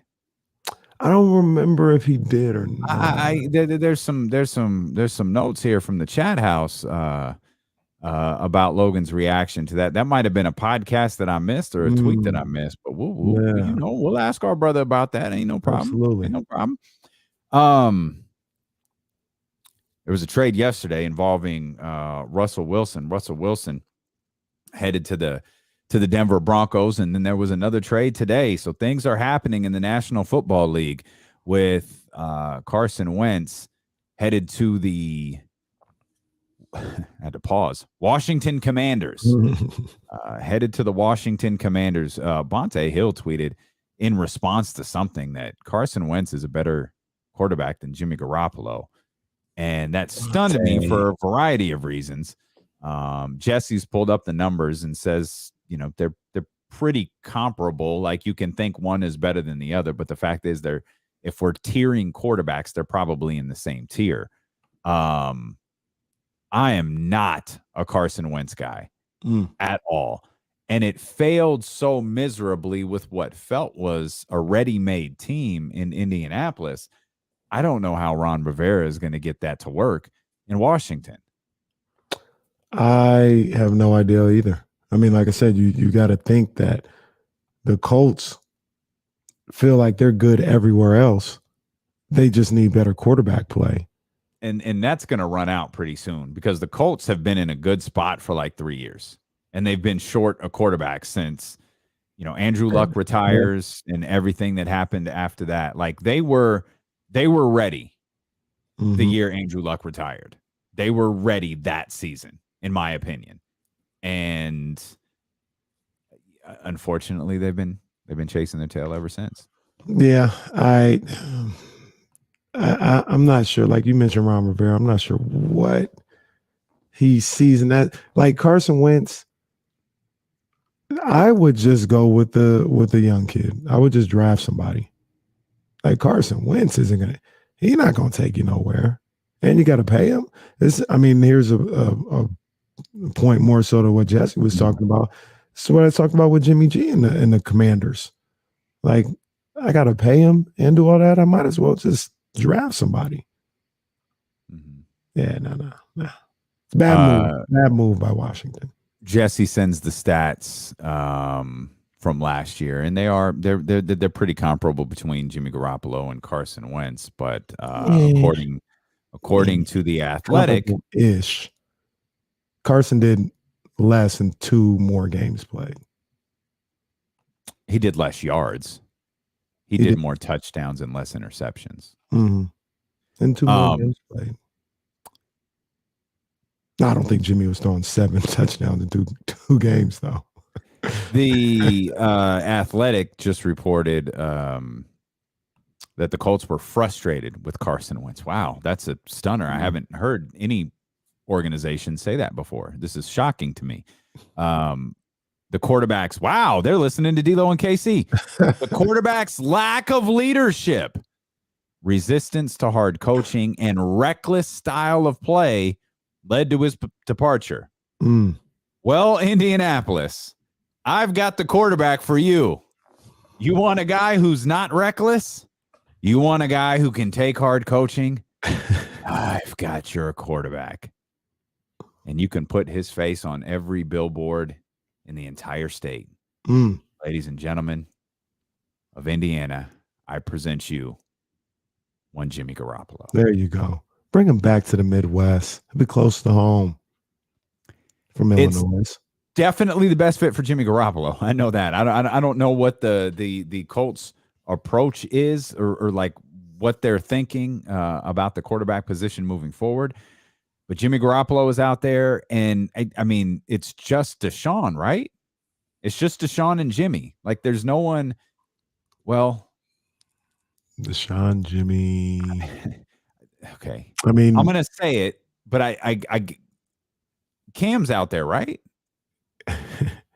Okay, we could drop it. I just want to say, like, Cam's out there. I don't know. He did a great little video podcast with Brittany Renner. Oh, I missed that. Yeah, it's very. I didn't watch the whole thing, but I saw clips. Interesting. Almost made me go watch it because it was interesting clips. Okay, yeah. But you didn't. No, I didn't. Oh, okay. All right. All right. But I don't know. I don't know where Cam falls and all of that, anyways. But really, when you're talking about starting quarterbacks, I think we're talking. There's a headline. I think it's on ESPN.com right now. I'm talking about a front page headline. Where is it? There it is right there. Giants likely to make a run at QB Trubisky. I'm sorry. What Trubisky? Is there two Trubiskys in the league? Are we talking about Mitch? Brother. Mitch That's Trubisky. another thing that I'm surprised isn't going after Jimmy. Well, wasn't it there? Well, no, why go after Jimmy Garoppolo when you could get Mitchell Trubisky? Money making Mitch. Wasn't it their general manager who said this offseason, we've got to give him a consistent, we've got to give him consistent coaching and the proper support system. Like, they're out on Daniel Jones. They just haven't admitted it publicly. Danny Dimes. And your plan is Mitchell Trubisky? Good luck with that, y'all. We hadn't heard this in a while. Gonna put some butts in the seat. Ain't no lie. That'll put some butts in the seats and some numbers in the L column. I have another question. Would you call, whether you're Indianapolis? I mean, we don't really talk about it. I think Tampa Bay's looking for a quarterback. I'm not quite clear. I would think so. Would you call Arizona? Sure. Yeah. Hey, if I was like the Giants or something like that. If you're anybody looking for a quarterback, hey, what's beef? What's going on here? Beef is when you roll no less than 30 deep. Tell me about this situation with you and Kyler. You want to call? Absolutely, I make a call for sure. I still think if I'm the Cardinals, I hang up on them like that. I'm not sure that I don't know that relationship is deteriorated to the point where you move on from Kyler Murray. Like, you just can't go get a starting quarterback. Like, it's not that. Like, we're talking about Mitchell Trubisky, for God's sakes, right, potentially landing another job here. Like that's what we're talking about right now. Yeah. That's the state of the quarterback position. It's why I feel like Jimmy Garoppolo will net the San Francisco 49ers a first-round pick, because it's so hard to get a starting quarterback. Do you still think that? Absolutely. Okay. First round, absolutely. I still think Jimmy Garoppolo is getting them. I don't know, to be honest with you. I hope you're right. I just think when we talk about stuff like this, how does he not? How much did Denver give up for Russell Wilson yesterday? Did they give up the Nuggets? Man. Is it the Seattle Nuggets? Is that official? Man. They gave up just about everything to land Russell Wilson yesterday. Man, that was a haul. And I think both sides were right for doing it. I mean, Seattle, that situation where Russell was done, you're done with this run. This run is over. You didn't have no picks. You didn't have no money. The run was over. All right. It was time to move on. And they might not be good at all next year, but they got picks, they got money. And they'll make that work. They'll be fine with that. But you look at Denver's side, they gave up three players in the deal. Mm-hmm. But all my Denver people let me know, hey, these weren't any of our main guys. We didn't give up any cornerstones. So that's a plus. And you gave up the farm when it comes to your draft capital, though. Well, 2 firsts, 2 seconds, and what, a fourth? A fifth. It's a lot. But you got a top 5 quarterback in the game. Denver got Russell Wilson in a 4th round pick. Mm-hmm. And if you're Denver, you went out and they're a team that believes they're a quarterback away, and you went out and got a top 5, top 7 quarterback in the league. Yep. Absolutely. Absolutely. And Denver, I think Denver is a team that people look at like Washington. For some now with Denver, I saw it a little bit more. Like, I got it. Like, when people talk about Denver needs it. They're right there. They're right there. They're knocking on the door. Okay, I get it. Washington, I didn't get it. Like, you couldn't convince me of it. People were talking about their defense, and I think it was their front four. All of these things. This is a tough football team. Like, yeah, cool. I don't see it. I watched the whole year. Got to be honest. I guess my novice football mind, I didn't see it. I don't get it. And I don't think this acquisition of Carson Wentz does anything to help them. Clearly, Indianapolis is attempting to move on to something better.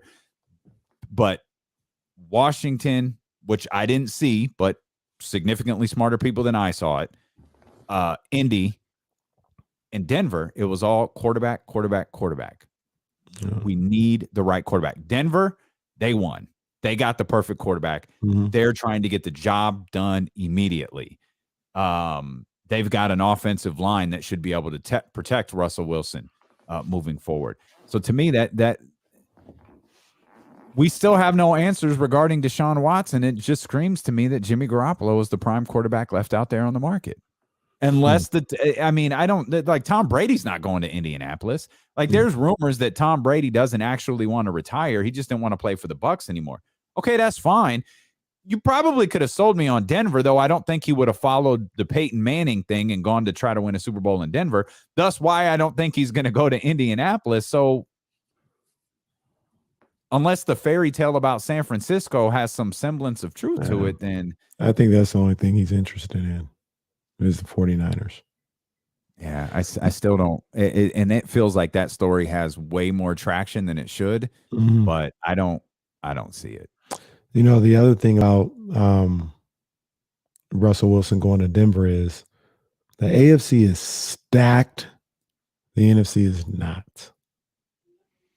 The NFC is drastically weaker conference. You got Dallas. I'll be nice and say Philly. That's nice. But we don't even know what's going on with Philly. Yeah, I don't know what's going on with them. Yeah. You got really nobody in the NFC South. Like, who's good there? Nobody. Fair. Yeah, that's fair. You got Green Bay, maybe Minnesota in the north. And then you got the Rams, Niners. What about your boys? Who? Dallas. Oh, yeah, Dallas. I said them first. I said Dallas and Philly. Oh, did you? I thought you said Philly. I'm sorry. Okay. Dallas and Philly. But, I mean, that's about it. Fair. That's fair. Yeah, it ain't there. It's so not the there. AFC, this is all the more reason right now. If I'm the Niners or if I'm Green Bay or even if I'm Dallas, I don't know how much money they got now. If there's a free agent I need to go get or a playmaker that I need to go get, I'm going all out right now. Yeah. Because right now is the one when you want to turn up and lock down that NFC while it's not stacked. Go for the gusto right now. Fam, is Matt Ryan still the quarterback in Atlanta? Yes. Is he just on a lifetime deal? It seems like when does that freaking contract expire? Didn't he just sign a new one?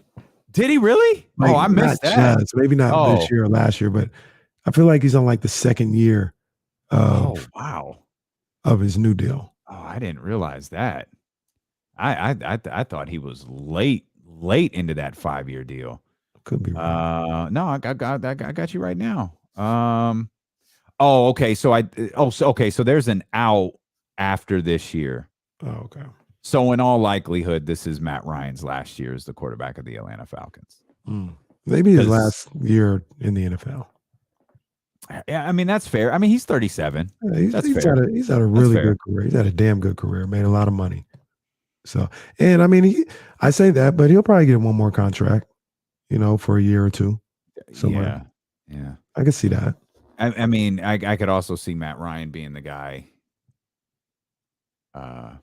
Hey, someone got hurt. Yeah. It's called Matt Ryan. Yeah. Bring him in. So, yeah.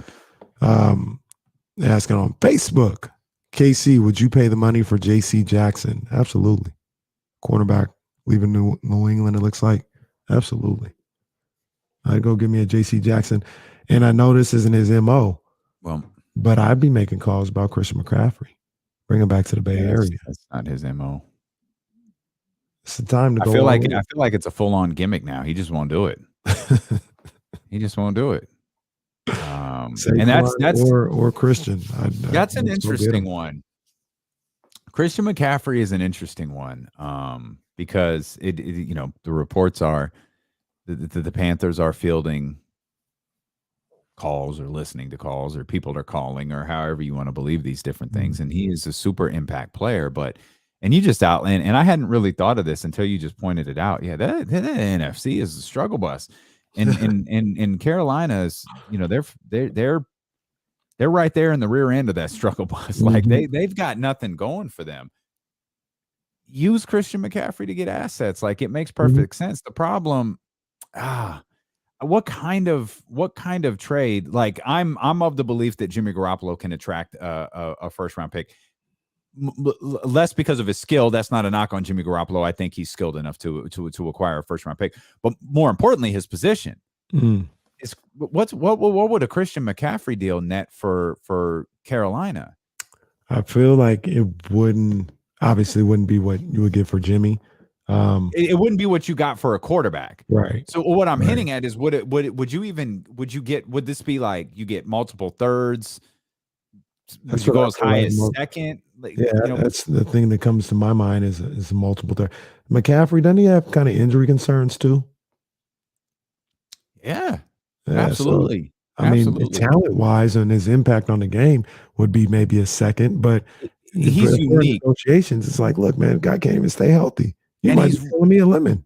And he's really unique. Like there's like really in terms of catching passes out of the backfield, it was really Christian McCaffrey and Le'Veon Bell that did it great. And then there's also the wariness of, we saw what Le'Veon looked like when he got out of Pittsburgh. That was a big bust. That was a massive bust. He took a gamble as bad as Calvin Ridley's and lost. And now you got Christian McCaffrey. It's like, Christian, really worked, and particularly with Cam Newton, but really worked in Carolina. And now all of a sudden it's like, is it going to work everywhere? Yeah. It's going to translate. And I think he is tremendous. He does so many things different than just your average running back. But it's also, we had the conversation and we were proved wrong, but we had the conversation about guys like Debo. Debo ain't going to be able to play the whole season. Not in a year. He's not going to be able to play the whole season. Well, he damn near did. Yeah. If he didn't play every game, he played damn near close to it. Right. We hit the nail on the head with Raheem Mostert. But I feel like there was one other player we were talking about with their intensity that probably you can't pencil them in for 17 games. Kittle. Thank you. That was the other one. Christian McCaffrey might be on that same list. He might be. Now, the other thing about that is, just like I talk about with possibly bringing Mostert back, if you're looking for McCaffrey or Mostert or something like that to be a workhorse, they can't stand up to that. But if you have like Carolina, they were just running him into the ground. It felt like he was all they had on every play. If you pick and choose your spots, you got a guy like Elijah Mitchell that can take some of the tough carries and the tough yards out of the way, so that you can bring in McCaffrey or Mostert and have him be like a luxury. Maybe you can extend what he can do for an whole season. Yeah, but can you spend assets on that though? Can you spend, like, it's one thing to fairly compensate Raheem Mostert to bring him back. Like I don't love the idea. I get it. Like I get why you and Kyle want to do that so badly. But to give up draft capital for Christian McCaffrey and have the same exact concerns, I don't know that you could do that. I don't know, man. And that's not. I mean, I love Christian McCaffrey. I like if those are your concerns going in, I don't feel like you could do that. I think in this particular case, I think you do it. I think you go for the gusto. You go for it all right now. If you're the Niners, and you worry about draft capital and drafts later, you can always get draft picks. You can always get draft picks. You can always get your first round pick, but you can always trade, like I wouldn't do this, so to speak, but say 2 years from now, you move George Kittle. You get that third rounder that you just traded back. You know what I mean? Or Debo or Brandon Ayuk or something like that when it's all down. Look, I mean, George they Kittle traded for a third rounder, huh? Okay. I'm just trying to be controlled. That's fine. That's fine. 49er fan here. That's fine. George Kittle's good for a third rounder. That's fine. I got you, bro. I'm just trying to be conservative, man. I'm being No, it's all conservative. good. Hey, talk your talk. Talk your talk there, 49er faithful. Bang, bang. Yeah, no, I remember that. I remember that when you're glowing about your boy this season. Come on, man. 8-5, that's my guy. Remember when you tried to trade him like his name was Rashawn man, Holmes stop, for a third rounder? Stop. 8-5 is my guy. Hey, I got a question for you, though. Okay. The Russell Wilson deal. Uh-huh. Biggest trade in NFL history, right? Man, I know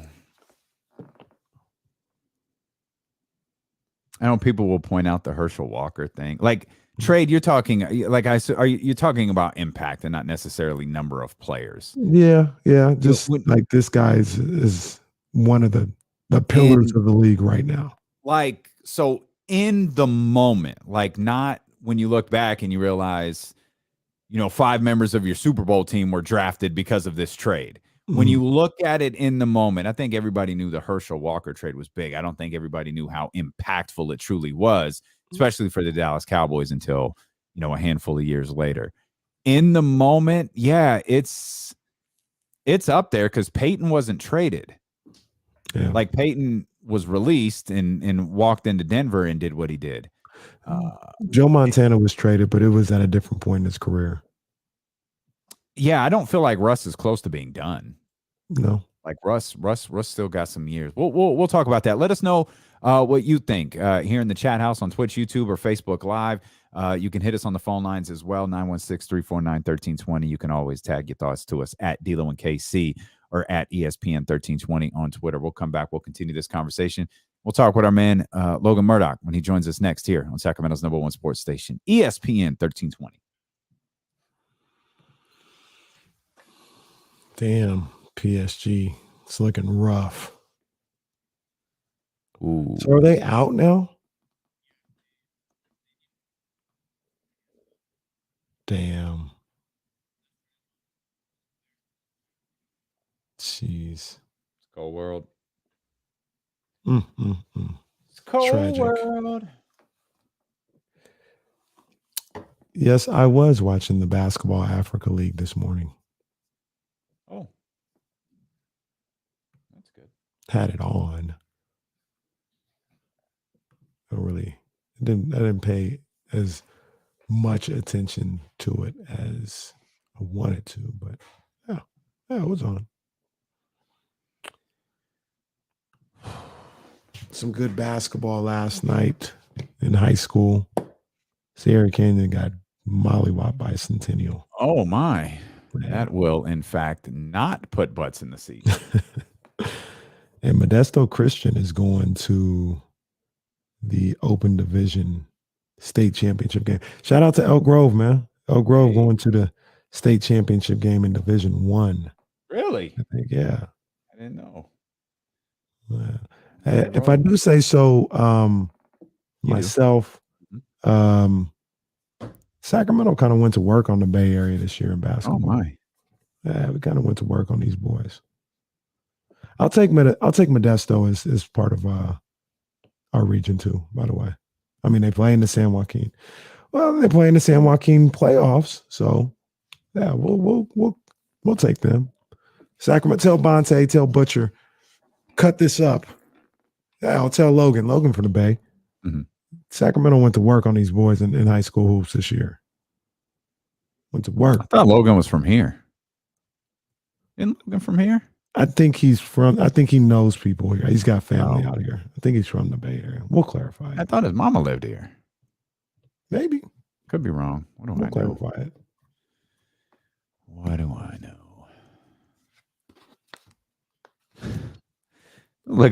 Looking at this as small print, it's like, why the hell do we have a graphic for Scott Van Pelt? It's in fact not Scott Van Pelt. It's our man Bobby. Not SVP.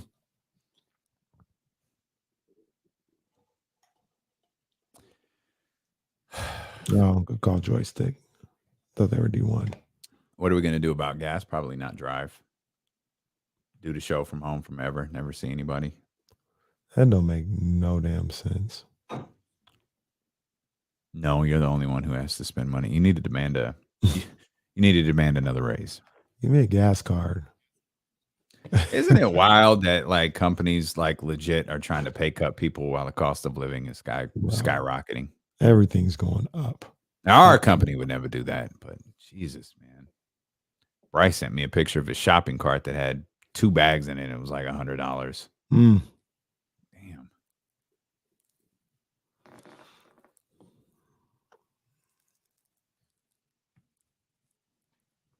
Bro, Cole, what are you talking about? They play in the San Joaquin section playoffs. So, yes, we will claim Modesto Christian. Welcome to my world. See? Modesto has spoken. Cole couldn't even hear that. That was funny, and Cole couldn't even hear it.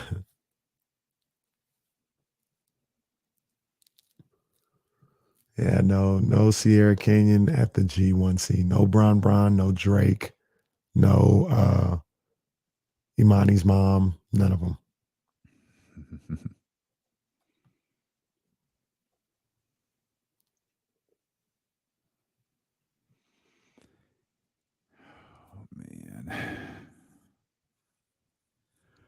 Man, oh man.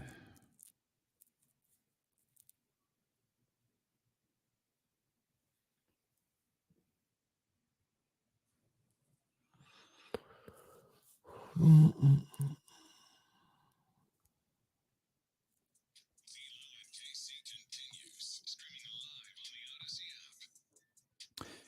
Logan Murdock set to join us coming up here in just a couple of minutes. We'll talk basketball with him.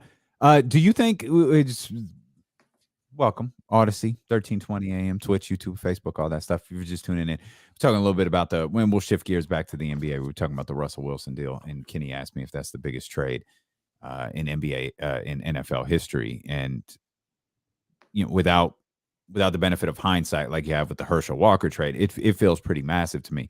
Do you think this is the biggest we've ever seen? Yeah, I think so. Like I said, and then there's questions of whether or not people believe Russell Wilson is still the Russell Wilson that we know, or is he washed, or whatever the case may be. I still think he's pretty good. He's not what he was, but he's a top flight quarterback in this league. And for him to be traded, you just don't see that in the NFL. Mm-hmm. Just don't see it. So yeah. Biggest one that I can remember. Okay. While we're on, go ahead. I was just gonna point out, like, once deals like this are done, you start reading the the articles that come out following, and Russ checked out. Russ was done. I had my ear to the street yesterday. Oh, of course you did. The people were saying there were people that had tears out there, and there were other people talking about, well, we got our team back. Oh, for goodness sakes!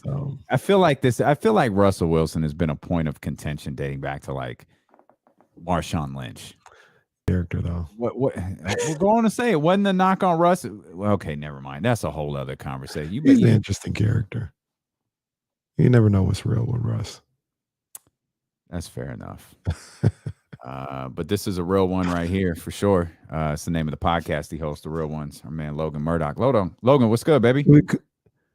What's up? How y'all doing, man? We good, Logan. We're trying to figure something out. Is Sacramento's own Logan Murdock? Is that what it is? No, not at all. No, okay. I spent some time over here, but I'm not gonna claim that. Okay. There's too many real ones out here for me to claim that, man. I can't do that. I can't set trip. That's what they call it up here, set tripping. I can't do that. That's what we just checking, because I was bragging a little bit, going through the high school hoops and everything. I said Sacramento kind of put a whooping on the Bay Area this year in high school hoops, man. I'm just saying we out here hooping. Man, I haven't been catching up on high school in a minute, but when I was in high school, that was not happening. Well, it's happening now. Because all the baby people moved up here. That's why. Everybody got priced out and moved up here. Right. It's kind of like we all eating. That's actually frustratingly accurate. That's frustratingly accurate. What Logan just said right there. A couple of people now I might have missed this. It could have been an episode of The Real Ones I missed or a tweet that I missed. Did you jump out the window with the Tyrese Halliburton Domantas Sabonis trade? I'm not gonna lie, I did. I jumped out a little bit. Yeah, I did. All right. I'm not gonna lie. I think it was more of a frustration. No, honestly, to be real, it was honestly a frustration of just watching, maybe just the history of the Kings the last 15, 16 years. Man, the fans deserve better, and I think that was the emotion that I was conveying at the moment. Understandable, but so here's the thing that we always talk about on this show when talking about that trade. We like Tyrese Halliburton. We think he's going to be a really good ball player in this league. Some people saying all NBA, all this stuff. That's where he started jumping out the window. Silk Sonic smoking out the window. All right, they got a lot of that going on. But our frustration stems from people just kind of dismiss the fact that they got Domantas Sabonis, who is a two-time All-Star, who is a walking 18 and 13 for his career, and 25 years old. They just kind of forget about that fact. I think that the Kings are in a situation right now. They do got new, relatively new front office, with the new GM, and they have all these things, but they got a lot to prove, man. They have a lot to prove. So even, me jumping out the window, a lot of people out of the ringer jumping out the window, a lot of people just in general jumping out of the window. I think it's a symptom of the fact that people have this front office has a lot to prove. And I think I was talking to somebody within the Kings organization, just like, there's really a no-win situation. Any trade we make is going to be at face value a bad trade, right, just because of the reputation of all the years. So it's kind of one of those things where they're just going to have to prove it and prove everybody wrong because of everything that's happened over the last 15, 16 years of them not winning, going to the postseason and winning at a high level. So, I mean, that noise ain't going to stop just because the dude's a two-time All-Star. He's really good, man. I've seen him in person a few times. Dude is really good, but got to prove it on the floor with wins. No, that's fair. That's fair. Understandable too. And that's something that De'Aaron hasn't done either. What's your opinion on De'Aaron? Because I feel like those are all over the place too these last few months. I think everybody that I've talked to around De'Aaron, I think that the biggest thing that he needs is structure and continued structure, and honestly, a group of people that believe in him, man. But the biggest thing is structure for him. He has had 3 coaches over his career, has had a whole bunch of trades, a whole bunch of different teammates, and there has not been a sustained growth. There hasn't been a sustained growth of the roster around him. I think that with the Kings, they're all about we want to get these quick trades and quick fixes where you see another team like what the Warriors have done, for instance, right? That have kind of built a sustained roster. Every time something goes awry, there's a big trade that happens. There's a restarting of things. There's a coach getting fired like Luke Walton. There just isn't much continuity. And I think that if you look at De'Aaron's past, he's always had, a sustained situation. You talk about in Kentucky, you had a guy like Coach Cal who is going to be there and he's going to win. In high school, he had his pops. He had people around him that were going to be there. The Kings are the first situation where he has not had that, where he's kind of been on his own trying to figure it out, and it's tough to do that in the league with all those expectations. But this is where it comes for both De'Aaron and the front office to say, "Hey, man, we got this new start. Now it's time to put some wins on the board, and we'll see what happens." But he needs sustainability in a place that's anything but like that. He needs structure in a place that's anything but structured. Yeah. What do you think about De'Aaron just as a ball player? Like, do you think that he's as good as these numbers that he's been putting up, since the first of the year? He's like 25 a night, 6 rebounds. Or do you think it's a situation where he's putting up big numbers on a bad team?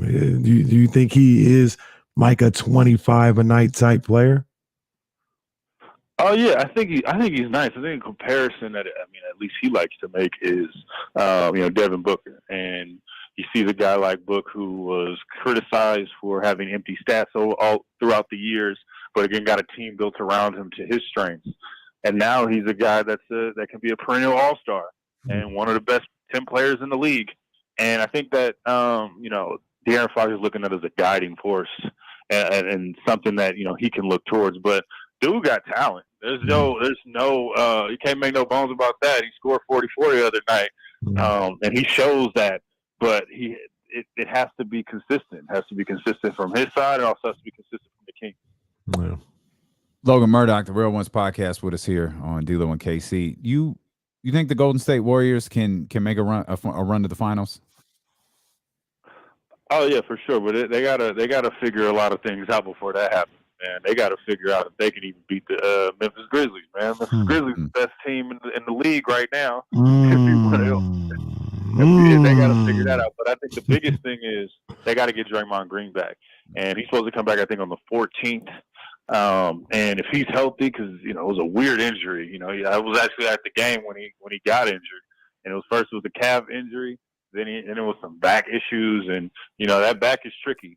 So he has to figure that out. I think if he figures that out, and Wiseman just figures something out, if he can maybe give them some front court help, they'll be fine. But the key is Draymond, and it's always been Draymond for that team. He's the heart and soul of that team. So if he's right, I think the Warriors got a shot. We were talking about the Warriors a little bit earlier, and I don't think they have enough to win the championship. I don't think they're better than Phoenix. They're probably better than Utah now. At the beginning of the season, I didn't think they were.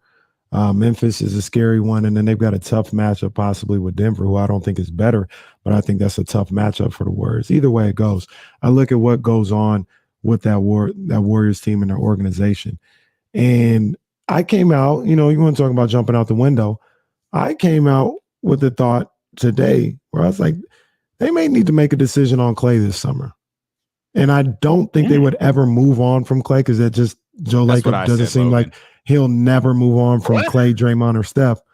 But I don't know. It's Klay making a lot of money. And Jordan Poole, when he gets the opportunity, looks really nice. He looks really nice. And then you got a guy like Moses Moody. I think you're wilding right now, bro. All I'm saying is Jordan Poole looks really nice when he gets the opportunity. We've seen in the last couple of nights, Moses Moody gets the opportunity. He's looking really nice. And that check is going to be large that he's going to have to write to the rest of the league. I'm not saying he would do it, but I think a discussion should be had out there. They're not gonna trade Klay Thompson or get up off of Klay Thompson, man. Klay Thompson is too vital to what they do, and more importantly, Steph wants him there. Draymond wants him there. That's not even a thought. And honestly, Klay Thompson being back in the starting lineup actually helps Jordan Poole, because I believe that Jordan Poole is great in the current position that he's in as a six-man role. He doesn't have to all he has to do is bring energy, and all he has to do is get points in a bunch. And he doesn't have as much pressure as being the starting guard. Excuse me. And he's a young kid, man. I wouldn't replace a Klay Thompson with Jordan Poole at this stage of Poole's career. That's just not happening. Okay. Well, I tried to tell him, but look, he wasn't. Y'all ain't hear me. See, it's going over your head. Y'all ain't listening to me. Oh. It's not like you're cutting Klay Thompson. It's going over your head. You're not cutting Klay Thompson and just you using that in a Bradley Beal type deal, or I threw out like a King scenario. That wouldn't happen. But you're getting something in return for sure, and something major, another all-star. But I don't know. I think them young boys and my boys might be ready. They showed me early in the season they might be ready to step into those shoes a little bit. That's not happening. No, I agree with you. It's not going to happen. Lacob, like I said, Lacob over his dead body will trade Steph, Dre, or Klay. That ain't happening. I get you on that. Logan, in all seriousness, though, you do have those young guys there in Golden State. Is it more likely like the ship's going to go down before anything happens with? And I don't think Steph's really in the conversation, but anything that happens with Klay, Draymond, like, no, well, if we got to suck, we got to suck. But we're not trading those guys. We're not getting rid of those guys. They're going to leave on their own terms. Man, I feel like y'all talking about the Warriors like they ninth in the West. No, Not at all. Wow. Not I at- was like, where's the dog? Not at Man. all. Not no, at but all. see what they're Come built. on now. They're built. No, but here's the thing. They're built in a unique way where I'm of the opinion they can win this year. That's my opinion. I think they're good enough to win the NBA championship this year. But they also, because of the way that things went over the course of a couple of years, they have the ability to be really good for a really long time when Draymond starts to fade out. If there's a point where Clay starts to fade out, you have guys who can step right in that role. And maybe they're not quite championship ready right out the gate, but this team isn't falling out of the play-in anytime soon. Like, this is a really good team potentially for a really, really long time. But I think how they handle contracts, these young players, and how they handle guys like Draymond, who, he's dealing with so many injuries, how you're handling Klay Thompson moving forward, I think that plays a big part in it.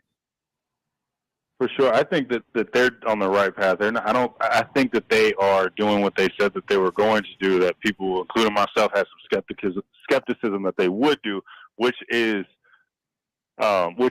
develop young guys at a rapid pace while keeping their core together and winning titles. It's really hard to do that in the league and find that balance. Now, they've been able to do that with guys like Jordan Poole, guys like Kuminga, who has been really, really good this season, and honestly has so much potential going over the next few years. And, there's some people in that organization and some people running the league that think he could be the next star out of Golden State. But they do have to be patient with these people, with these guys, because you got to understand, Jordan Poole hasn't been deep in the playoffs and been in a deep playoff run yet. Kuminga has not been hasn't been in the playoffs yet. Right. It's a different game when you get to that level. And right now, they need a Draymond Green on their roster at that level. They need a Klay Thompson on that roster at that level. When you talk about guys that have been there before, it's a big step. And I don't think you go full young guys just yet, either this year or next year. I got you. I smell what Logan, you're cooking. Go ahead. You got one more? No. I was just gonna ask Logan one last thing about the Russell Westbrook situation. You feel with Russ is, he got upset with people calling him Westbrook and all this other stuff and his family name. You feel him there, or is he being a little too sensitive in that situation? I feel him on the sense that, it's really tough to play in a place like Los Angeles, especially when there's high expectations and things like that. And I think you're seeing the other side of that, where his family is getting death threats. That's a serious thing. I think what we're seeing is, it's not the storybook ending that he wanted to have in Los Angeles. He thought it was going to be different, and it's tough, man. I think that Russell Westbrook has always been a case study in how fans treat NBA players as a whole. Just in general. Now, this situation might be different, but for the most part, when you talk about fans going at players in the stands and just being outright disrespectful, they do that to Russell Westbrook. So he does have an overall point. I can't really speak to this specific instance if he's being sensitive or not, because I don't know that man, and I'm not in those doors. But what I will say is that the truth is he has been going through these things with fans time and time again. When you talk about the incident in Utah, you talk about just him. There's been, you can go on YouTube right now and see plenty of instances where fans have gotten that Russ out of pocket and gotten his family out of pocket. So I think that he does have an overall point that, man, we really need to rethink how we talk to NBA basketball players or players in general, because they are people too. And if they go up in the stands and do something to them, then they're wrong after, somebody's been riding them all game and all season long. It's a tough task. It's a tough task. It's a tough thing to be an NBA player. But and I think he's showing the other side of that and what can be hard as an NBA player. Yeah. Logan, we appreciate you as always, my brother. Thanks for hanging out with us. For sure. Thanks for having me. Take care, bro. Sir. That's Logan Murdock, the Real Ones podcast. Make sure you check that out. It's absolutely the last time he'll ever come on this show. after he don't care. He a Laker fan. Oh yeah, no, but I think he's done with us after that. Can you? He's calling someone right now. You know what these two idiots just said to me? Calling Chris Haynes right now. Hey, that's why I don't mess with that show. That's why I leave that dude Kenny on red all day. I leave that dude on scene. That's why that dude gets seen. I told you. Just don't text back. I told you. Just ignore him. It works. It works. It'd be a bit. They make I listen to him every day. Chris Haynes listen to us every day. He ain't coming on the show. He just he's catching us in the mean streets of Elk Grove. Yeah. Appreciate Logan. Check out the Real Ones podcast. It's good stuff, man. I'm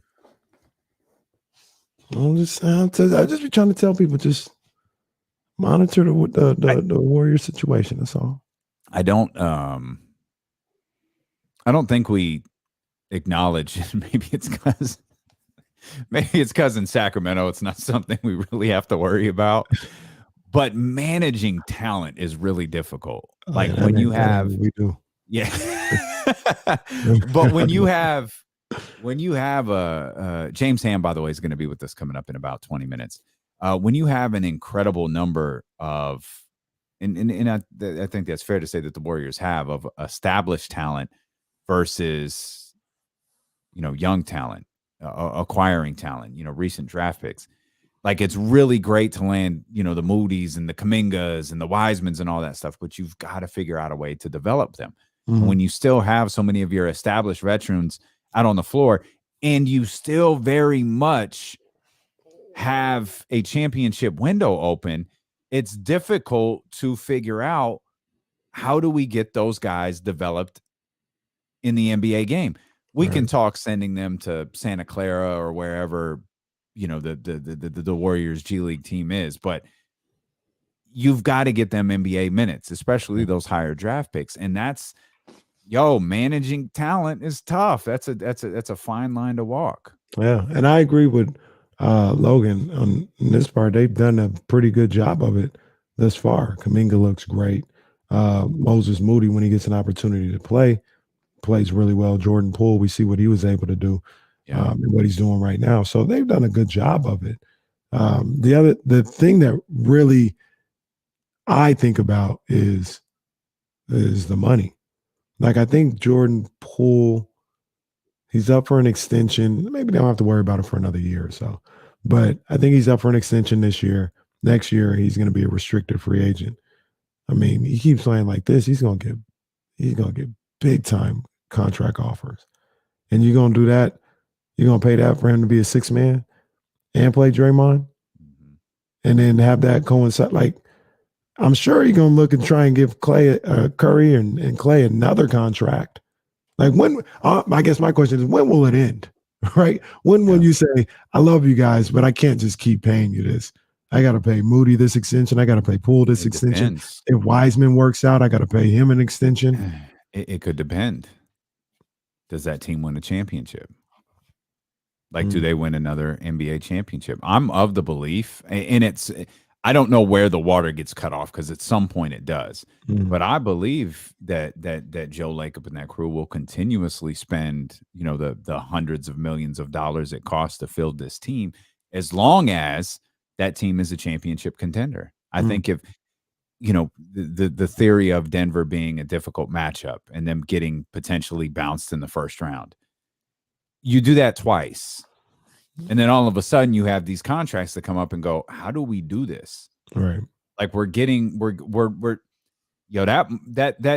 money in the second round of the playoffs and in the Western Conference Finals and then the NBA Finals. That's why, Joe Lacob is like, I'll pay it.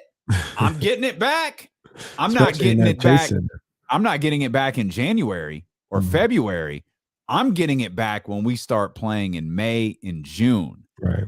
As long as we're paying in May and June, take my money. Let's go. That's what we do. Yeah. I get the T-shirt money. I'll get the jersey money. That's fine. I'll get the concession money, the Coke Zero money, all of that. But go ahead. I'm getting this money back in May and June, and I'll continue to put it into my team if we're playing in May and June. And I think that's what it all boils down to for them. I think they. I just want to play in late April, but yeah, I think they're this year they're a second round team, maybe a conference final team, maybe. Okay, yeah, I still think this is a conference final team. They could make it to the NBA Finals. I don't think they beat Milwaukee. This is a difficult finals to predict. Like Like, can you get if I said say it with your chest, who represents the West? Phoenix. And I don't even like Phoenix, I know but you don't. I'm so impressed with The them. East? I think they're the best team in the West. Is the East still Milwaukee? The East is still Milwaukee. Philly is starting to come on strong for me. Well, look, talked about a little bit. Possible NBA Finals preview tonight. Phoenix at Miami. The Heat are kind of just kind of. It feels like quietly they're the number 1 seed in the East. Nobody really talks about Miami. That's because Philly's really loud. And Brooklyn's Brooklyn's really loud. Chicago. Yeah, Milwaukee. Now Boston. By the way, James Ham about to join us. We could talk more about it in a minute because I don't want to steal your shine here. Speaking of Brooklyn, your boy put 50 on him. Your boy put 50 on him. Like, I didn't even know that. Tuned up. He getting tuned up. Fam, I did not know that Kyrie still existed. Oh, for sure. I did. Oh, for sure. Okay, Sarah Hodges. I didn't know. Oh, for sure. That Kyrie ain't gone nowhere. Did that work. Yeah, man. Shout out to that boy Kyrie, man. I actually came across his Instagram yesterday. I didn't follow him on Instagram. I think he's expecting a child. Okay. Yeah, congratulations, Kyrie. Aldrin J brings up a great point. How can the Suns make the finals when the Kings will sweep them on the same night Rick Ross performs? That's a great point. But take that back. I guess I should put the Kings as my favorite. Because when you beat the number 1 seed, you're obviously a team of destiny at that point. And they're probably the favorites. You're right. That's a great point. My bad. We'll step out. Committed to it. I love it. James Ham joins us when D'Lo and Casey return here on Sacramento's number 1 sports station, ESPN 1320. Just your daily reminder. Ramsey is the worst human being I've never met. Like, the absolute worst. I don't know. Oh, man. I got a little 13th round action today. Let me get it in here. Let me get D'Lo out of here. And let me get my timer ready. I'm back, Jesse. I'm back with the 13th round. All right, here we go. 3, 2, 1. 13th round here with your main man, Kenny Caraway. And I got to talk about the sources that are saying we have a fight on our hands on May 28th. They don't know the location, but it's going to be between Gervonta Tank Davis and Orlando Rolly Romero. Now, this was a fight that was supposed to happen, I think, in December. Then Rolly had some allegations come against him. He was cleared of all allegations after the police investigated. I don't know what led to that. I'm not saying it happened or not. I'm just saying he was exonerated from all that. And to be fair, he should get this match. He should get this fight against Tank. He should get this payday because he was in line to have it. He was a mandatory for Tank Davis's belt. And hey, turnabout is fair play. He should get the fight date that he was promised in the first place. Now, when you talk about going up against Tank Davis, I like Rolly, but Tank is going to smash this boy. He's going to smash this boy. And they're talking about the location hasn't been said yet. I'm thinking it's probably going to be Vegas. They may try to go to Miami or Atlanta because it's Memorial Day weekend, but I think they'll go Vegas Memorial Day weekend. And I think Tank is going to put on a show. He's going to knock Rolly out. And I used to like Rolly. I thought Rolly was a good fighter, but he don't stand a chance against Tank. He's going to talk up the fight, though. He will do that. And he's got to do a little better than he did in their first press conference because that left a little to be desired. The lights looked a little bright. Didn't look like he was ready for dim lights of a big pay-per-view fight. So we'll see what happens with Rolly. But I'll tell you this right now. When he goes into that ring against Tank, that's going to be a knockout. I'm promising you that right now. That's the 13th round.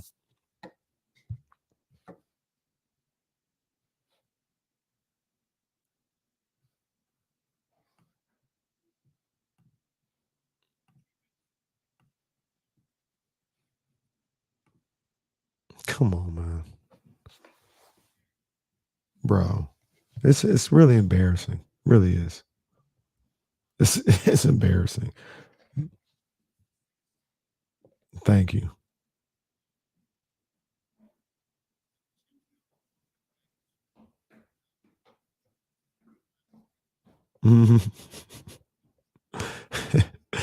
They like I said the whole time, they weren't putting him in there. They weren't putting him into Philly. They didn't want no parts of that. I'd love to see that. I'd love that.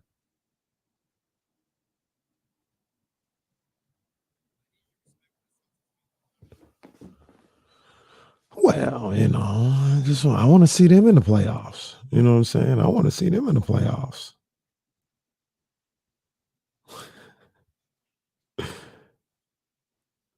I need to see from them that it's not just a regular season thing. Thomas, yeah, man. Saw what went down. So sad. I'm riding with PSG. As long as Jordan is sponsoring PSG, that's who I'm riding with. I ain't trying to be like this, but I really don't even remember where I got this. It was somewhere on the internet. So I don't know. I've had that shirt served to me in an Instagram ad. That's probably where I got it. Damn. It's all bad. ASU, Marcus Bagley. Oh, it's a tough one. Ramsey. Sorry to hear that. Huh? Y'all don't know how funny Jesse is, man. Y'all gonna find out. Yeah, y'all gonna find out. Nah, to hell with that, Rob W. Scream it from the mountaintops that Ramsey's Sun Devils just lost. Making me turn heel on the Sun Devils. I got family in Arizona State. Indeed, we are, man. We're streaming live on Twitch, YouTube, and Facebook as well. If you ever want to watch the show, we're fun. We look nice today. I know we said that at the top of the show. Come on, man. I've been enamored a couple of times with that lineup, man. You're right. But like I said, just turn to the side. Let me see the part. The party's killer. Oh, yeah. Come on, profile. Man. Look over here. Like, that's good. Don't hit the boys with the part like that. They wasn't ready. Boy, we're gonna turn up, boy. I tell you, absolutely, we're gonna turn up. I ain't going nowhere. James Ham said to join us coming up here in about 10 minutes. And we'll talk Kings basketball with him. Obviously, he'll have plenty to say, I'm sure, about Domantas Sabonis being suspended for tonight's game. Oh, I mentioned this. We got to get to this. I got an email this morning, and this happens. It comes to, the work email where we get, interview solicitations and all of this stuff. Like, hey, we could come on your show and talk to you about this. This one is labeled Bronny James. Like, oh, Bronny James want to come on D'Lo and KC? We could do that. No. This is from bookies.com. Oh. And sorry, quick pause. Close, very, very close personal friend of the show, Chris Haynes, just tweeted LeBron James will return tonight against the Houston Rockets. I believe LeBron's return was solidified when Sierra Canyon was eliminated. He's going to Sierra Canyon down 20 in the third. He's like, yeah, Frank, I'll be there tomorrow. I'll be there. Knee good. But bookies.com sent us an email saying he was talking about Bronny James being a projected second-round pick in 2024 draft until his dad aligned himself with this kid's future, and that could potentially change things. Do you know who has the second best odds to land Bronny James?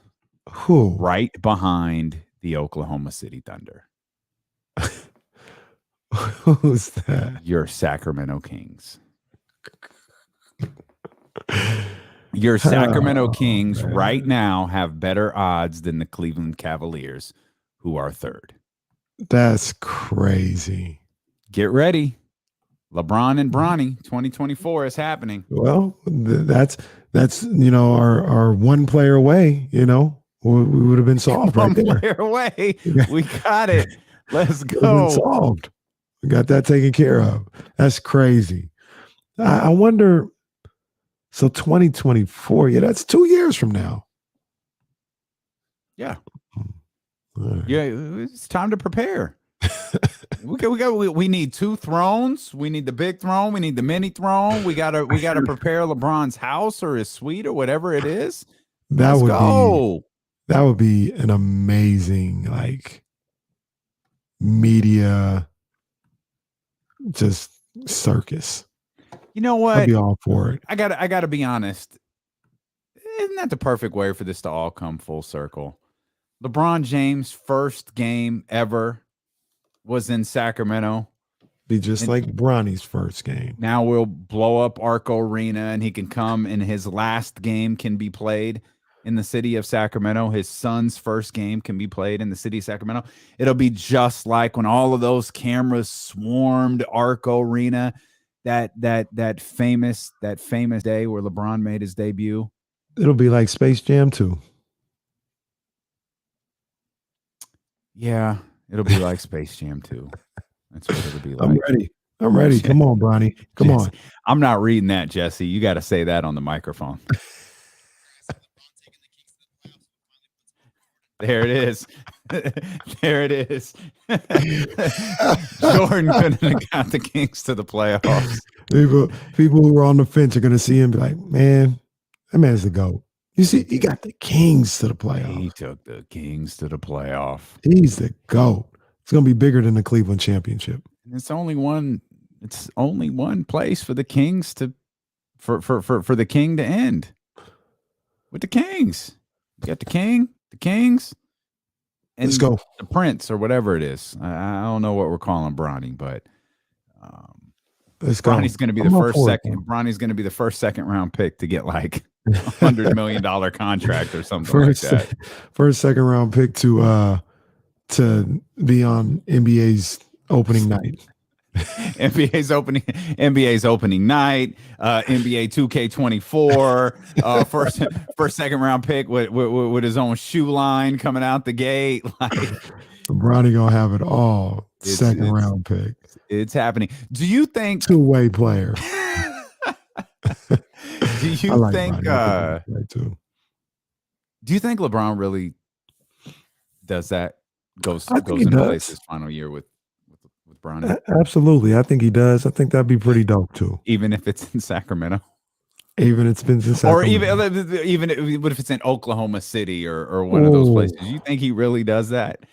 I think he does. I do. I could be wrong, but I think he does.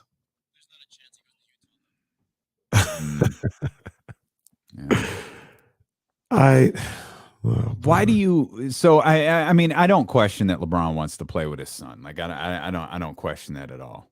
Mm-hmm. But you think he did that to solidify him getting drafted? I think he would have got drafted anyway, but I do think but you're a second round pick. Like you're sketchy.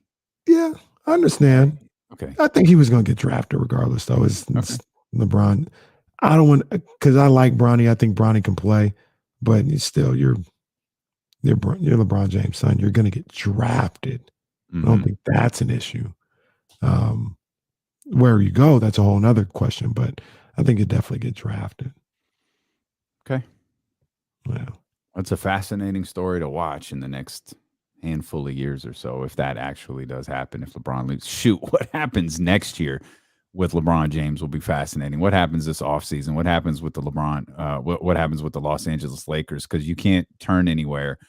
Because there certainly is no article being written about, no, Russell Westbrook's got a point. Yeah, maybe we should watch the way that we cover athletes. Maybe we should be aware of what we're saying, doing, or writing. It's no, the Lakers and Russell Westbrook are divorcing. That's obvious. That's happening. Explain to me how this works again, because unless they're going to cut him in stretch his contract, you still have to find a trade partner. Yeah. Y'all really going to cut Russell Westbrook? And when they cut him, like the money, remind you, the money's guaranteed, right? They can't cut him. Oh, absolutely. The money's guaranteed. Fam, this is not the NFL. That money is guaranteed. So, like, it has to, I don't know what trade partner you're going to find, But I would think that you try to figure it out with Russ. That's what I would think.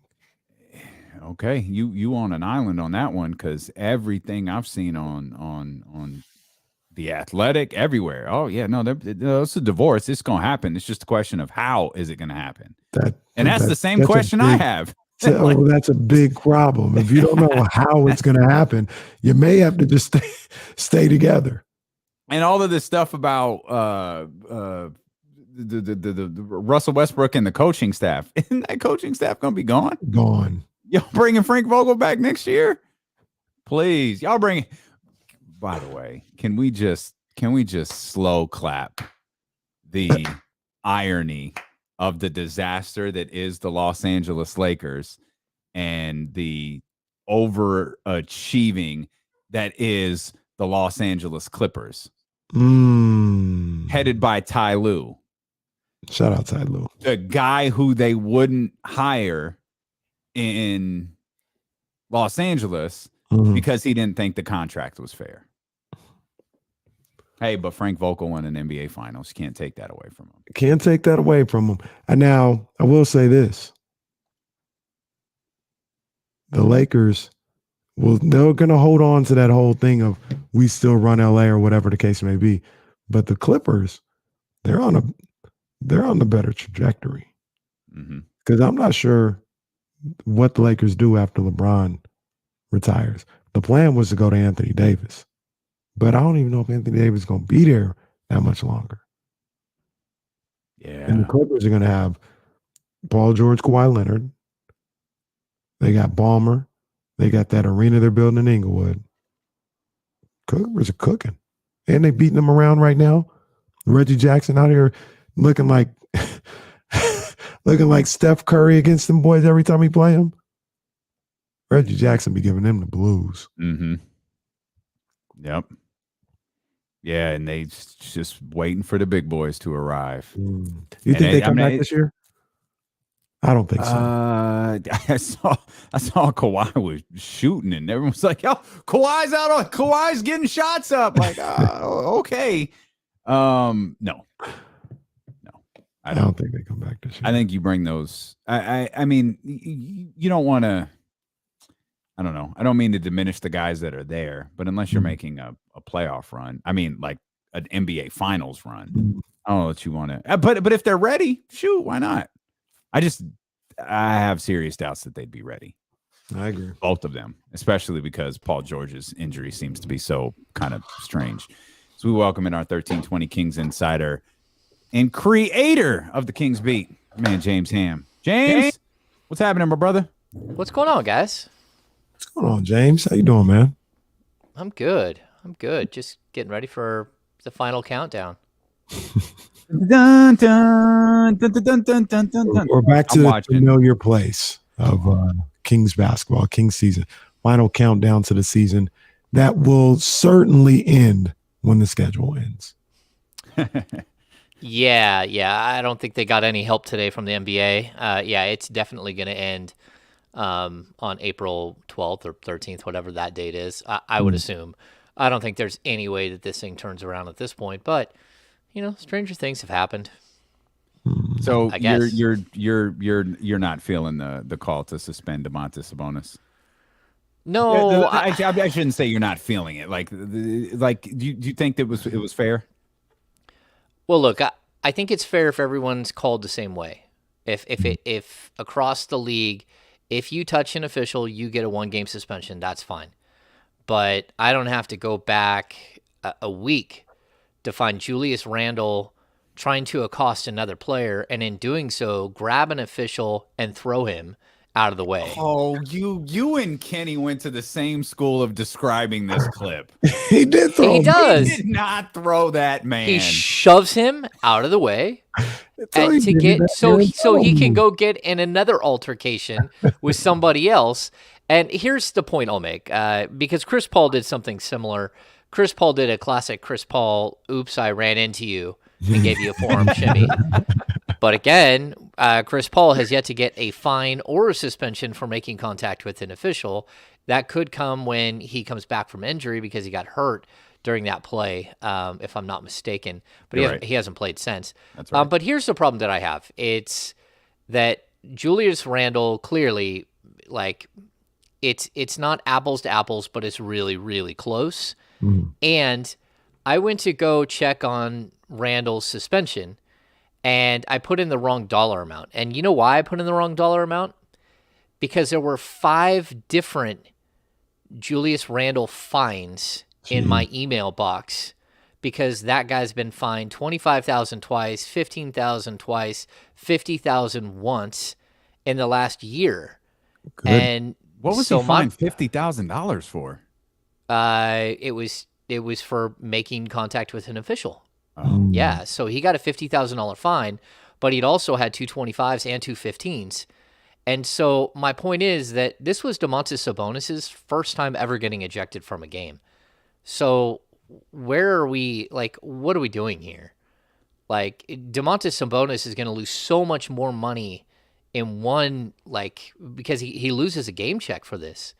I mean, that's going to be like 6 figures. Yeah. So, yeah, I mean, I don't get it. I think the Kings have a total beef with the league on this. I think they can show at least 2 clips in the last month where other players have done something similar, have made contact with the official, whether it's intentional or not. And so if I'm the Kings, I think you do have a good gripe here. And I think the biggest thing is you're standing up for Sabonis in a very specific way. And you're showing him that he's your guy. And I like that part of it too.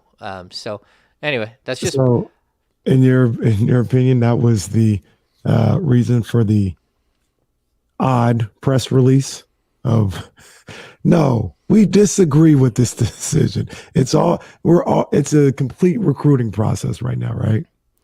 Well, yeah, but I think you do need to show somebody that you got their back. I mean, look, if Sabonis hasn't, like, in the last couple of games, figured out that things are different when you're in Sacramento, then I mean, it's part of it. Like, when you're in Sacramento, you know, you score 44 points, only take 4 3-point attempts, and only get to the foul line 6 times, even though almost all of your baskets came in the key. Like, that's just not right, you know? And if we go back to that, the 44-point outburst from De'Aaron Fox, we get the last 2-minute report. It's just the biggest slap to the face. Oh, you're right. We missed a call there in the last 2 minutes. It's like, okay, but, like, how about you last 2-minute report, you go retro and you give us the other, like, 5 or 6 miss calls against Fox that night that should have been called. And so I think there is a level of respect that the Kings don't get, and you don't want that. As much as you're trying to recruit Sabonis, you don't want that part as the why you don't want to be here. You know, you've got to start putting your foot down.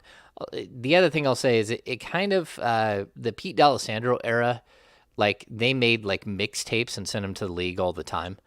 Like, if you guys remember, there was the really weird inbounds play where I think it was Ryan Hollins was guarding the inbounds against game, right? the Memphis Grizzlies, Wow. and it touched his finger on the way on the inbounds, and there was only like 0.4 left. And was it OJ Mayo who caught it and clearly took more than 0.4 to release and made a circus shot, and they beat the Kings at the buzzer.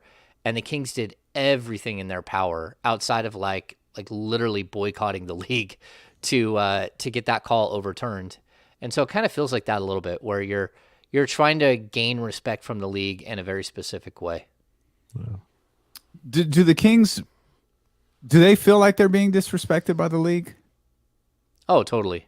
They totally do. I mean, go back to the Harrison Barnes play where Harrison Barnes had the and one, and it was against his team, right? It was against the Denver Nuggets, if I'm not mistaken, where he should have had an and one in the final seconds, and they took the points off the board and went the other way with it. And it was like, okay, just because, I mean, he got bellied right out of bounds, Right. and no call, and not only no call, but like they took a call back. And to me, like, they are being disrespected, and you can see, I mean, if Harrison Barnes is going to complain to the media about the officiating in a game, then you know that there's an issue. And we are really seeing it play out here in the last half of the season. I think early in the season, like De'Aaron Fox couldn't get the line at all. And they kept saying, "Oh, it's the unnatural move." It's like, well, Fox doesn't do the unnatural move. Right. Yeah, that was strictly That's an excuse. That's become such a bad excuse this year. The unnatural Yeah. move. The unnatural. Everybody knew what it was. Like James Harden was the master of it. Like And Trae Young. Yeah. Trey was really good at it too. Yeah. Like that's what they were talking about. Now they just bottle like it's because of the unnatural move. Like, no, wait, no, that's not the intention of that rule at all. Yeah. At the beginning of every season, they do their points of emphasis, and they usually last about 3 to 4 weeks. And that's what we see all the time. And honestly, I think it's part of what took Fox a little bit out of his rhythm early. He was just like, how am I getting beat down and not getting any foul calls at all? I think he was completely caught off guard by that. But at the same time, there were other attributing factors there as well. Why, in your opinion, why is that? Like, because I don't think there's like a conspiracy or anything against the Kings or anybody in the league, right? But why wouldn't the Kings get the same amount of respect on a call that, Dallas would get? Or are the NBA officials just like, it's the Kings. Harrison Barnes probably charged anyway because the Kings don't do anything right. Like that can't be going through their head, right? Like why wouldn't they get the same amount of respect as anybody else in this league? Well, it's a star league, and if I'm not mistaken, the foul would have on Jokic that they got pulled back. That was his 6th. Yeah. I mean, it is. It's a star league. Yeah. They take care of their stars, and if you don't have stars, then you have a problem. And if you can't get your players to be stars, then you're going to have a problem. And, again, the officiating can be a part of that. There's at least 2 or 3 fouls that De'Aaron Fox should get every single game. And, even if he's only hitting 75% like he is this season, that's still like going to equate to, if it's 3 or 4 shots, that's 2 or 3 shots on his points per game. Yeah. I mean, it is a lot of the reason why, the league just, it caters to stars. It always has. There's a million reasons, James, why the Kings lost on Monday. Oh, yeah. But one thing that was really noticeable that I think every Kings fan noticed was exactly what you're talking about in the first half. The Kings were getting to the foul line regularly. And all of a sudden, whether this actually happened or not, it felt like the officials went into their locker room and were like, yo, we need to chill. We keep sending the Kings to the foul line and come out, and all of a sudden it's the New York Knicks living at the foul line in that third quarter. I think the Knicks went, maybe it was 10 times. The Kings, I think, maybe went 3. And it was like, yeah, we gotta even this thing out here in the third quarter. Yeah, I Again, know the first. Not the reason the Kings lost. Not No. suggesting that's the reason the Kings lost, but it was noticeable. I picked up 2 fouls. They brought in Jericho Sims. It took him about 3 minutes to pick up 3 fouls. We're halfway through the first quarter, and you had your 2 centers with 5 fouls already in the first quarter. I mean, that's why Taj Gibson played like. But let's be honest, Taj Gibson is probably a better player than the other 2. He probably impacts winning more than the other 2 just because he's such a solid veteran who doesn't do a bunch of things wrong and is, a tough guy. We could go through the reasons why they lost to the Knicks. That was, realistic. You let a team get on a heater, and once they started hitting, there's nothing you can do. Like bad shooters started raining down 6 threes. I mean, it just got out of control so quickly. And that happens, shooting is contagious. And when you're a bad defensive team, it does become sort of like a self-fulfilling prophecy that, bad defensive teams, the opponent comes in knowing that they can get their shots. And then they come in with confidence and they start hitting shots. And once that starts to snowball, then you're in trouble. And that's what happened to the Kings. There was nothing they could do to slow that thing down. I mean, because it wasn't just Randall. It was Quickly. It was R.J. Barrett. I mean, once the 3 of them got going, and, I thought the Kings even played some solid defense for moments. And there's nothing you can do when guys are hitting 28 footers off balance as shot clock's winding down. James, we talked about it yesterday. Knicks shot 70% in the second half, 61% from beyond the arc, 78% in the fourth quarter. Like you said, some of it is the Kings defense and they're not locking in, but some of it was also Knicks just, man, they wouldn't miss. Yeah, some of the players on the Knicks don't shoot that well when they aren't being guarded at practice. Mm-hmm. I mean, that's just, but when you let a team get confidence, that's what happens. And Fox took it on himself a little bit. I had a conversation with him yesterday, and he took it on himself and said, look, I didn't come out with he's like, it wasn't that I was like not ready or anything. He's like, I just didn't come out with like the right oomph, like right away in the third. And they got those quick 5 points, and all of a sudden it's a 10-point game. You got a 15-point halftime lead. So then Fox goes on and scores like 12 points. But then you could see he was trying to single-handedly do it because he felt like he had been part of the reason why they were behind the 8 ball, so he's trying to make up for it. And then you miss a shot or two here or there, and then other guys start missing shots, and those things tend to snowball very quickly. Yeah. We'll come back. James Ham's going to hang out with us here as we get ready for the Sacramento Kings and the Denver Nuggets. And I want to jump on something that you just said right there. So we'll do that when we return here with our 1320 Kings insider, James Ham, on Sacramento's #1 sports station, CeeLo and KC, here on ESPN 1320. Oh, good. Be right back. Oh, good. Jeff, yes, 131 points is bad defense, but they gave up 48 in the first half, and the defense was really good. So 83 points in the second half is an anomaly, especially for a team like the Knicks. Sometimes a team just hits everything, and there's nothing you can do. Deuce had a stat that made me laugh. He said, where are the Knicks? What was the number? I think it was 114. The Knicks scored 114 in the final 3 quarters. The Kings scored 115 in 4 quarters. Didn't the Kings held the Knicks to 48 in the first half? Julius Randle finished with 44. That's just a crazy heater. Yeah, Sass, you asked a question there. Do I dislike somebody? No, but I don't. I'm a journalist. I'm not a hot take guy. Oh yeah. And so that's my only issue. I do, Sass. Cheers.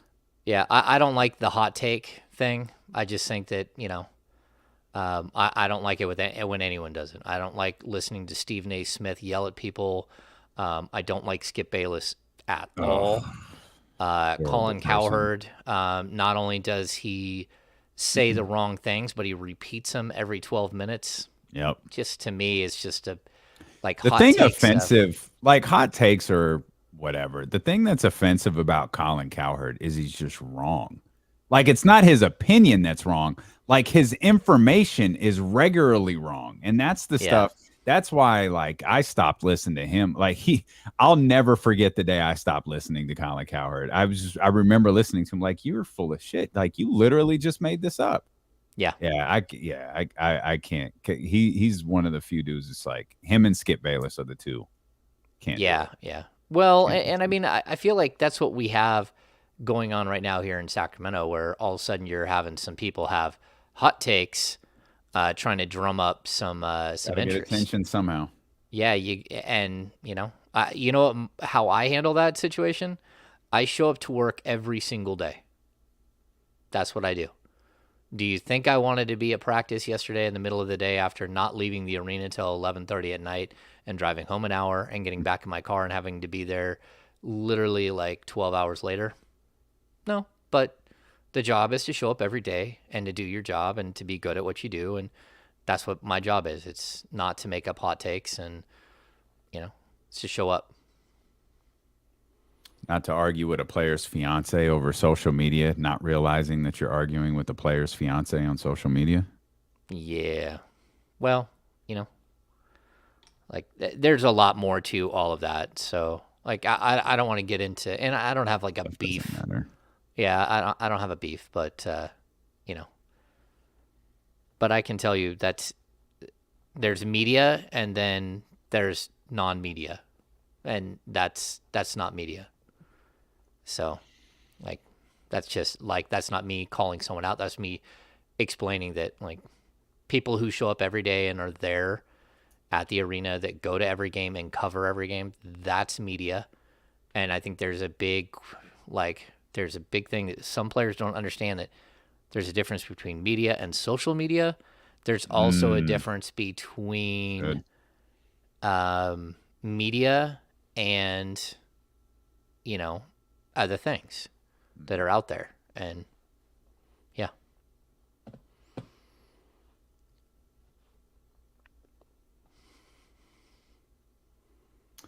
Man, Burger Patch got a $4.99 March Munchies menu. Let's go. That's better than Kenny's 4x4 right there. I could go get a shake. It's a good call. Nice. Bud, some tender. I wish I didn't live so far from Burger. Phil Horn, if you're listening, Roseville. I'll flip the burgers myself, bro. We need something out here in Roseville. Yeah. You got all of the Sacramento locations. Like, there's enough there. Come on out here. Come on, Phil. Flip the Krabby Patties yourself. How much time do we have? Minute 30. Okay, let me tell a really quick story. You brought up Phil Horn, and so people out there who don't go to Awesome Burger human Patch, one of the most amazing human beings you're ever going to run into. Years and years ago, I wrote a story. Phil Horn's wife needed a kidney transplant. Phil Horn magically was a match. He went under the knife and gave his own wife his kidney. That's what kind of human being Phil Horn is. So if you guys aren't Burger Patch people, Phil Horn was the director of ticket sales for the Kings for a long time.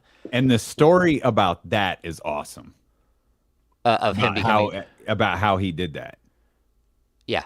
That whole story, like every story Phil has is awesome. Yeah. No, he's an amazing human being. Yeah. He's absolutely spectacular. So support them because they're good people. The reason Burger Patch, I see some of y'all mention it. The reason Burger Patch is expensive is because they're not serving you trash. That's the reason. I know it's supposed to be like plant-based fast food, but it's not trash. It's not stuff that you can go buy $1 by the pound. Like, yeah, it's higher quality food, so it's more even expensive. Trash is expensive at this point. You're right. It is expensive, but there's a reason that it's expensive. We're coming back.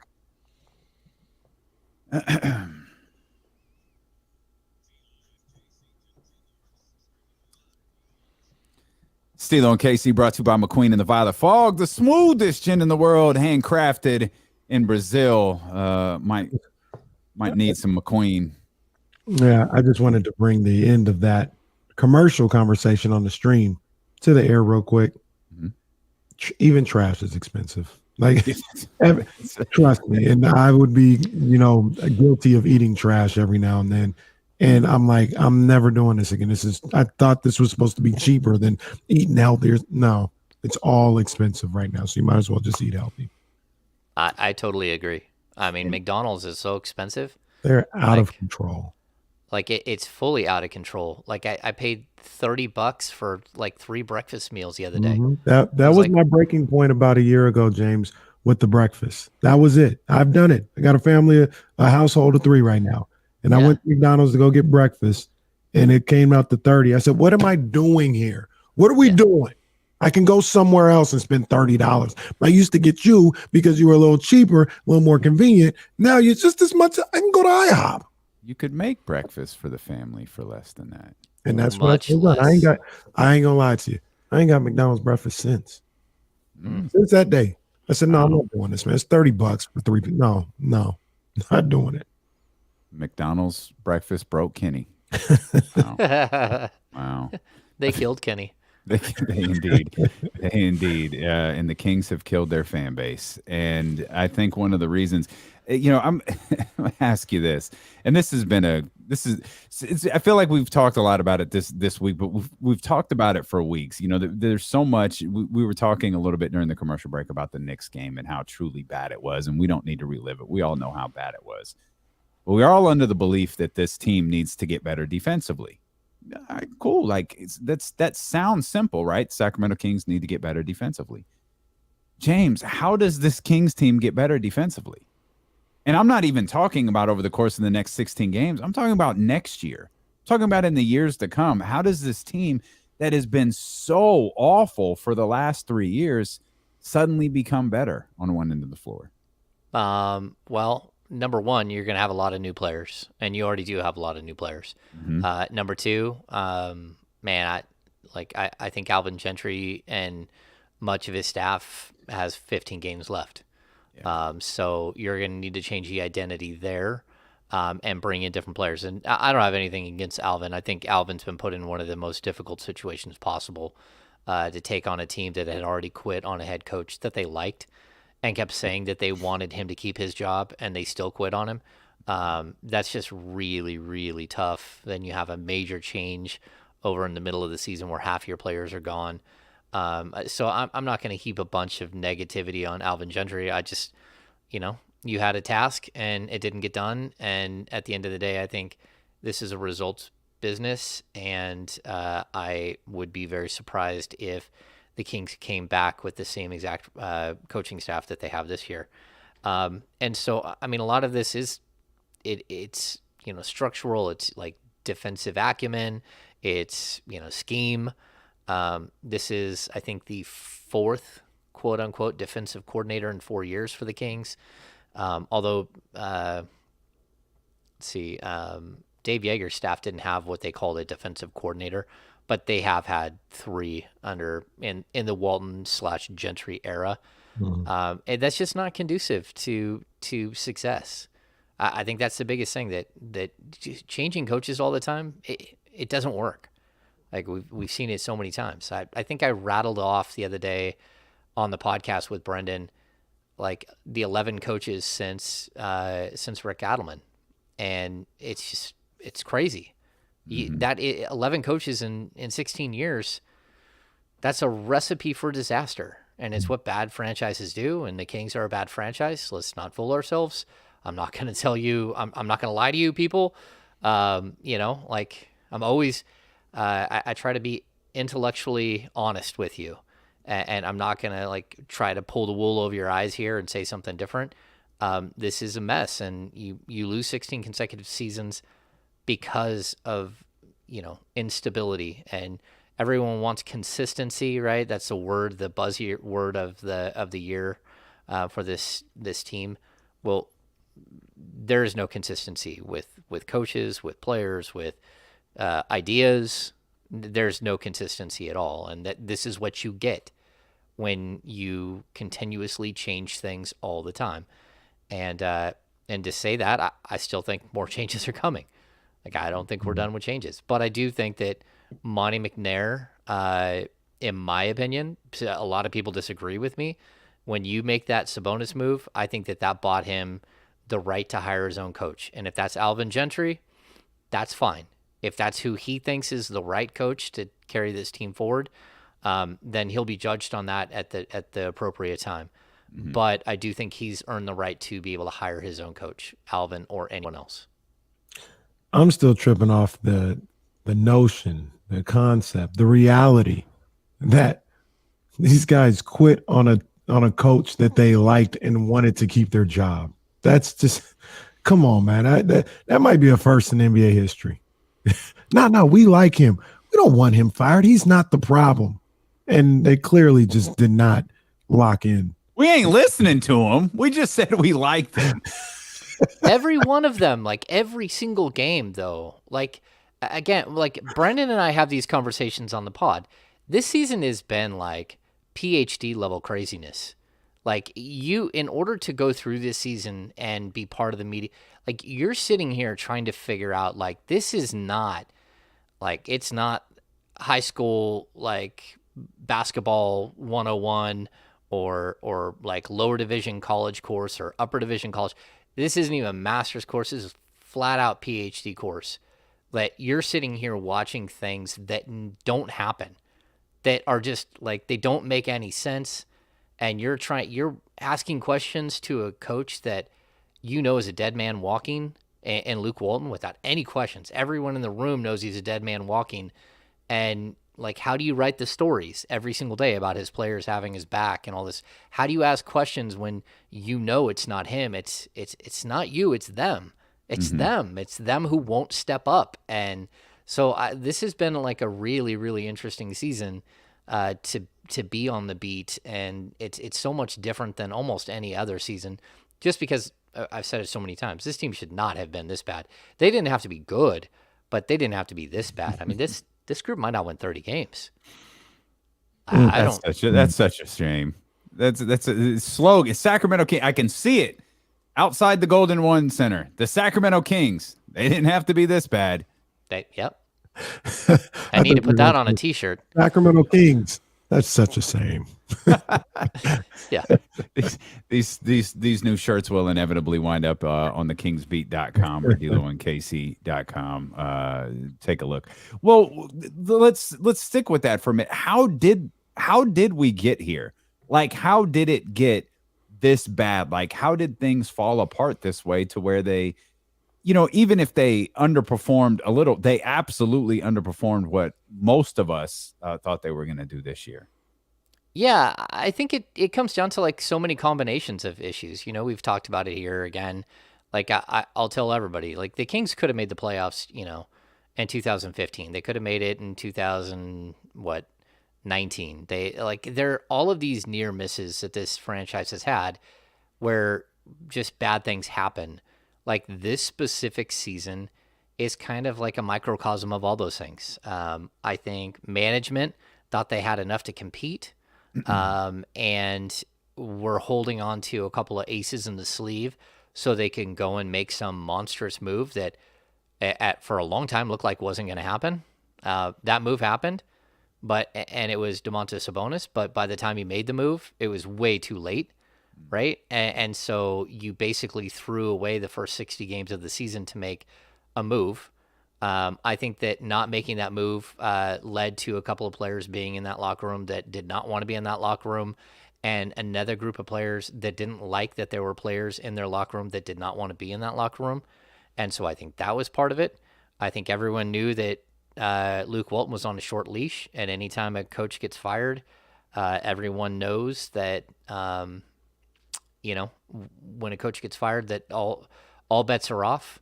Very rarely does it happen like what happened with the Atlanta Hawks last season with Nate McMillan, where he takes over and just like they become really good. That just doesn't really happen that often. Most often, this is what happens. A season spins out. And I think, again, even the negotiations when Alvin Gentry was named the coach, they left doubt. Like that situation in itself where everyone knows that Doug Christie very well could have been the head coach when they fired Luke 17 games into the season, even though Doug had 17 games of coaching experience. And so, I mean, it's not like that wasn't true. It was very true. And it's something that everyone knows around the team as well. That, was anyone pot committed on Alvin Gentry? And the answer is no. So, yeah, I mean, I think that you just have a bunch of things like this that add up. You have players that were playing for stats. You had a player in De'Aaron Fox, who didn't come in with the right mental mindset to be fully successful, and struggled coming out of the gate, and then started to really take on those struggles. He started to wear those struggles like really badly. And so, I mean, that's how it's never just one thing. It's never just one person. But it usually is an idea that goes astray, and this team, again, they walked into the season with 5 centers. They still have 5 centers. They didn't have a small forward outside of Harrison Barnes, and, they didn't really have a starting level 3 or 4 outside of Harrison Barnes. And you walk into the season with holes all over the place. And I don't think anyone thought that the holes would be this bad, but they ended up being that bad. Speaking of some of the holes that they have on this team, I'm of the belief that they need a 4-man and they need a shooting guard, this offseason. Damien asked me the question earlier, and I'll ask you the same question. If you had to choose, which one would you replace? If you could only replace one this offseason, would it be a starting level 4 or a starting level shooting guard? I said shooting guard, but what you think? I'm gonna say 4, because it's my belief and plenty of others around the league that if you don't have a stretch 4, you can't win at the NBA level in today's NBA. Like, look at good teams. Good teams have really, really strong stretch 4s, and guys who can shoot the ball, guys who can space the floor from that 4 position. I think that the Kings have like a group of shooting guards that aren't underperforming for sure. But again, when you throw Terrence Davis back in the mix, and you probably will have Dante DiVincenzo back, Davion Mitchell will be back. Even Justin Holiday is one guy that we know is under contract there, that should be back or could be back. Like, you have pieces there. Are they good enough? I don't know. Like, certainly they aren't playing as well as they should right now. And we had a conversation with both Dante DiVincenzo and Justin Holiday at practice yesterday. And Justin Holiday was very clear. He said, we're getting very good 3-point looks. He said, we're not hitting them. And more specifically, I am not hitting them. And I was like, okay. He's like, yeah, I will take accountability. I am not hitting my shots. Of course, he was 2 for 15 over his last 2 games, and it's not really breaking news. It's not like he can lie about it and go, I'm making them. I don't know what the box score says. Yeah. No, but it's also not that he could have said, well, I need to get better looks, or he could have put some of the blame, shifted some of the blame. He did not. Also, really interesting conversation between both of those guys. I asked both of them how difficult it's been to like find a niche like in the season. And Justin Holiday said it isn't that difficult for him because he's moved around. He's bounced around from one team to the next. This wasn't the first time he'd been traded at the deadline or like had a midseason shakeup. So he kind of knows what to expect in these situations. He just like clearly says he hasn't shot well. And then when you get to Dante DiVincenzo, he's like, yeah, not only was that the first time he's ever been traded, but he's coming off 6 months of ankle surgery, had only played like 17 games for the Bucks, was already fighting to not only get back in rhythm, but to find his niche with the Bucks, and then he gets traded. Now he's trying to find his niche here, and he was really honest. He said, the only thing I can control is my energy and my effort, and I'm going to bring everything I have all day long and hope that I finally find my rhythm and get back to the player that I know I can be. So, yeah, I think that like that shooting guard position, I agree, it needs to be addressed, and they have a real issue because, again, they have Terrence Davis. Justin's already under contract. You don't know how good Dante is going to be, but if you come back with like those 3 players right there and they aren't good enough and you're spending a bunch of money on that position, that's not great. That's not a good thing. But I do think that the biggest need for me is a stretch 4. And then, let's not forget that Harrison Barnes is under contract for next season.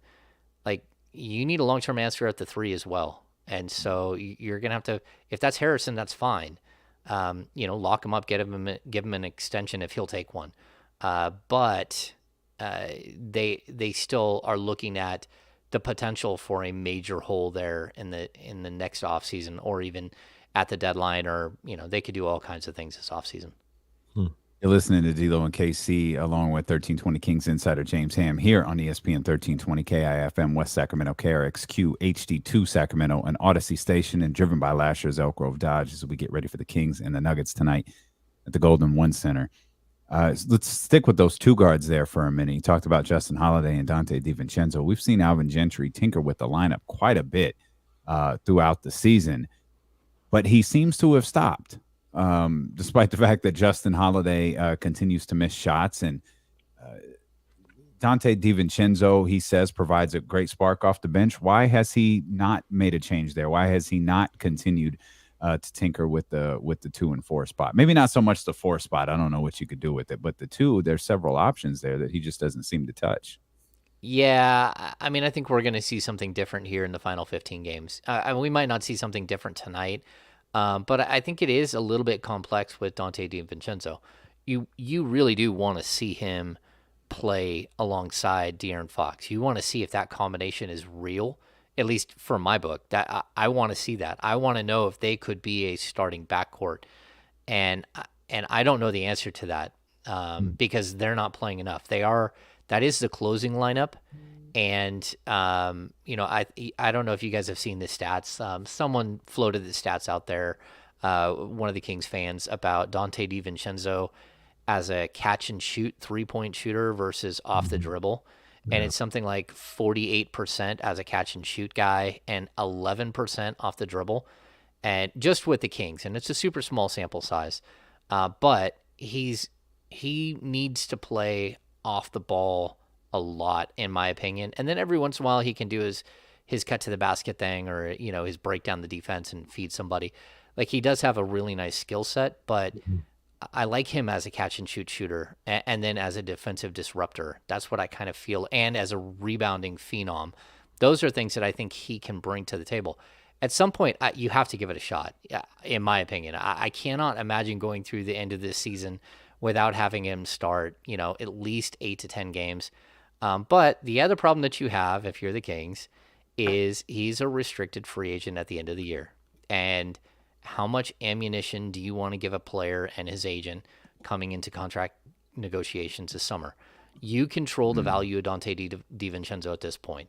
So far this season, it's not been good. And he had some good moments last season, but like, if you feed him and all of a sudden he becomes a $12 or $13 million player in the final 15 games, and we all know that can actually happen. I don't subscribe to the Ike Diagu final 2 games scoring 60 points like method here, where you got to pay a guy then. But certainly in the final 15 games, if you put him next to Fox and all of a sudden they look like, it's just kismet and they just make so much sense together, then you're going to have to pay him more. And that, if you're the Kings, you're looking at it almost the same way you looked at Marvin Bagley and the, if he got to 42 starts, he hits the starter criteria. You have the ability to control some of the value of Mr. DiVincenzo, of the big ragu. Well, we like call him off-white here. Off-white. I know you guys call him. I did not ask him if he's okay. I know with you off-white. didn't. I know you didn't. Okay. That's okay. I didn't even do it off the record. It's okay. That feels like ginger on ginger crime. I don't know that I can ask him. I don't know. It's fun. It's off night, off white. Because then you guys are going to call me like bleach white, and I don't know. That's not true. That's not true. Pasty white. What are you going to call me now? No, I know. You're the hammer. We love our shoes, our off-white shoes. We love our shooting guard, off-white. We love it all, right? You were talking about like the 4, having a stretch 4 and things of that nature. And I don't know. I was kind of looking at Justin Holiday and just looking back in his career and maybe some of the places he played. And I'm not saying this him being a starting small forward, but do you think he has capability to play small forward? He seems like a long, rangy type guy, independent on the lineup.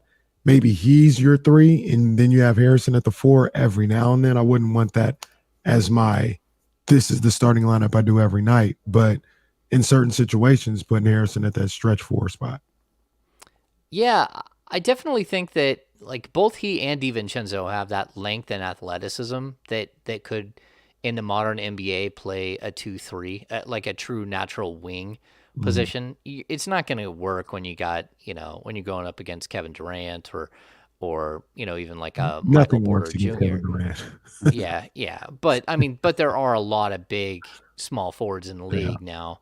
I think that it's an option.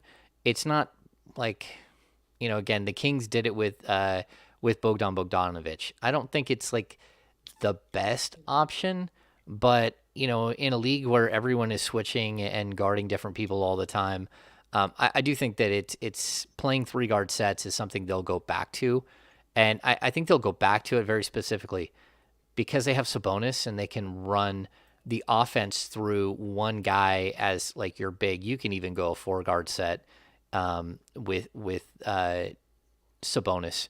And it's not because he's so great defensively. I think he's been really solid defensively, but he can orchestrate an offense from the middle of the key and just like have guards flying all over the place and have guys wide open.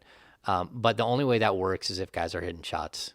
And so, yeah, I do like, the versatility of both of those two, of both DiVincenzo and Justin Holiday. But at the same time, I'll keep saying this, you need more talent on this team. Like, so, and that's a position that I'm looking at, I'm circling. Like if I can get a really, really good small forward and move Harrison Barnes to the 4, I'm okay with that too, because I think Harrison Barnes alongside Sabonis is different than Harrison Barnes, as far as a 4, it's different than Harrison Barnes alongside Rashawn Holmes, because now you got a guy who's going to get you 12 rebounds no matter what, and clear out space for someone else to get a few more. And so I think the pairing could be really good with Barnes at the stretch 4 position. Speaking of, Rashawn Holmes is out again tonight, correct? Yeah, it's a strange situation. Like I don't know what to make of it. Like he literally was on the court. I was watching him warm up the other night, and then we get a notification that he's not playing, and I'm like, he literally was right here. Yesterday I was at practice. He was standing there shooting threes. Long after everyone else was gone, he was still shooting threes. He's trying to space the floor. So I was confused. I'm confused by that. I don't know what's going on with him. I hope everything's okay. He's still around the team, so it's not like his personal reasons have taken him like really far away. Yeah, and that should probably be pointed out. He's not listed out because of back soreness. He's listed out because of personal. No, he's out very specifically for personal reasons. Yeah. Yeah. And I mean, you can even see what happened in the last game. Like the plan was to play 2 bigs. There's no question about that. And all of a sudden, Damien Jones is playing alongside. They were going to test it out. It's what they did in walkthrough. And when Holmes wasn't ready to go, it was a switcheroo. And that was not known all day long. I know for a fact it was a last minute scratch. Like it was, oh, wait, what? Like, okay, he's out for personal reasons. And that wasn't my reaction. That was other people within the organization's reaction. Like, oh, okay, we didn't know that. I hope he's all right, man. Yeah. That's just weird. It's weird. It's a tough situation. But at the end of the day, like the Kings are probably doing it. Like the best thing might be to just sit him down the rest of the season. And it's because, look, he doesn't fit. He's not going to look better. Could you use him tonight? Yeah, Sabonis isn't playing. You could use Rashawn Holmes and put him in the starting lineup and have him play 30-something minutes and probably, have it like at least be competitive. But, now we're going to see what Alex Len and what Damian Jones have against. I mean, they need to bring up Nemias Queta as well, because you're not just talking about the Joker. You're talking about the Joker and you're talking about the big boy. Marcus Cousins coming back in the building. Like, you only got 6 fouls. Harrison Barnes better put a mouthpiece in and get ready to go play some center for part of the night and take a few in the chops, because this could get ugly real quick. Were you surprised that the stat or the number that this is only Boogie's second game back here in Sacramento? Feels like, what was that, 5 years ago? And I know he's been injured again. But man, only his second game back here in Sacramento. I thought that was a little surprising. It's really surprising because I've been in LA when he was there. So I saw him, said hello to him. In Golden State, same thing. So I've seen him more times. It makes me feel like that number is off somehow. And I know it's not, but I remember him being in the hallway at Golden One and going over and saying hi. He, again, I covered him for 6.5 years. I think he's a good dude. And I may be extremely honest about him here or on the podcast, and people think I don't like him, but that's not the case. I do like DeMarcus Cousins. And, it is slightly surprising, but he's had a few games where he's looked really good. And, Michael Malone, really dislikes ownership in Sacramento and wants to stick it to them every step of the way, I wouldn't be shocked if Jokic had like a really, really quiet night of playing 20 minutes while DeMarcus Cousins just like grabbed the Kings by the ankles and went full Hulk and smashed them all over the court just to do that to the Kings. Apologies to the Odyssey and radio audience, but James, if you were a real one, when you saw DeMarcus Cousins today, you do this. Oh yeah, maybe I will. You'd summon him to you. You say, give him the old, hey, come here, Boogie. Let's talk. No, every time I get a big hug from DeMarcus every time I see him. I do. Like, I mean, anytime you see players, you have to understand how much we're around these guys. I mean, some of these, like Rudy Gay, like I was around him like 150 days a year.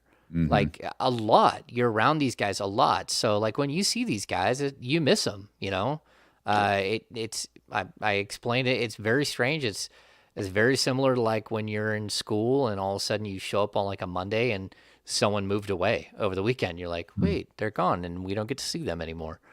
Yeah. And then when you do get to see them, you definitely, you know, you have a moment with them because you just check in, you know, see how they're doing, see how life is, all that stuff. Yeah. It's very normal human interaction in the NBA, essentially, is what you're saying.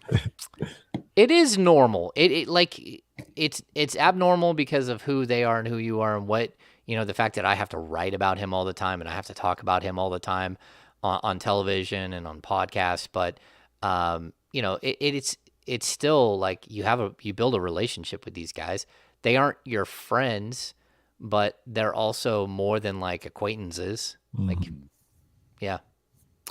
Hey, James, this Vivek buying Chelsea situation. What do you know about that? What do you think about that? How real do you think it is? You know, I haven't dug in and really got into it. I think it would be a good thing, especially if he decided to let someone else get a try here. What he took over the team in 2013? Is that what we're saying? So we're talking about 9 years with no playoffs. And when you got scoreboard and more missed playoff seasons than the Maloofs, then things are not good. And so that puts him at 9 and them at 7 here on the backside. Yeah, that's if that happened, it might be a positive. If he tried to manage both, you know, there's no way you can do that. So there's no way you can manage a team there and manage a team here. And, you know, it'd be more like flying in and being part of stuff. The one thing I will say about Vivek is even in the darkest of dark times when things have gone horribly wrong and everyone is so angry, he still sits there at half court and he takes it. And he is the biggest fan for his team. And I know that sounds strange, but there's a certain amount of respect that goes into that. Because I've told you guys, like when I hit Francisco Garcia in the face with a basketball, you got to show up the next day. Yeah. You know, that's the trick. You got to show up the next day and say, look, I'm not going to back down. And for me, a lot of it, I mean, whether he's done, you know, things wrong or not, and he's done plenty of things wrong, he does show up and he takes it on the chin. And, you know, he doesn't get to celebrate like the Maloofs jumping up and down while they're going to the Western Conference Finals. He hasn't got that moment, and that's hard to sit there and be part of so much losing. And so it's interesting you brought up like it's difficult to manage both, but he ain't got that type of bag, does he? Like, I know he's wealthy, but we're talking soccer club wealthy. That's like these are, you got elite and then you got like elite. Like those dudes in those soccer leagues they're in a different financial category that I never thought Vivek Ranadive was in. You're probably right, but you know the Kings valuation is up over $2 billion now, or right around $2 billion, and so he's done well with his investment stuff and all of the other things that he does. He no longer is like the guy at Tibco, so he's cashed out there. I don't know how much money he has. I haven't like poked around to see, but he is really, really smart about investing. Even when they had the thing the other day in Sacramento where they brought in a bunch of people who was there. Ron Artest was there. Baron Davis was there, but it was about like tech stuff and all that. I think both he and one other person that was there, and I can't remember who it was, they committed $20 million each to like to fund like specific projects for the groups they're working with, specific tech projects for minorities, or it was something like that. So it's not like the guy doesn't have any money. He's got money. It's just, does he have soccer money? And I don't think, not many people have soccer money. That's like Right. That's like Next level. oil baron money at this point. But that doesn't mean he can't put together a group of people like here in Sacramento and have 20 or 30 investors and just be the primary stakeholder, the guy who basically builds an ironclad contract that allows you to be the managing partner. We'd have to see. Someone that Tibco sold for $4.3 billion. He did not own all of Tibco at the point that it sold for that much money. So he walked away with a good amount of money, but not that kind of money. Like I don't think he's not like a 5 or 6 billionaire.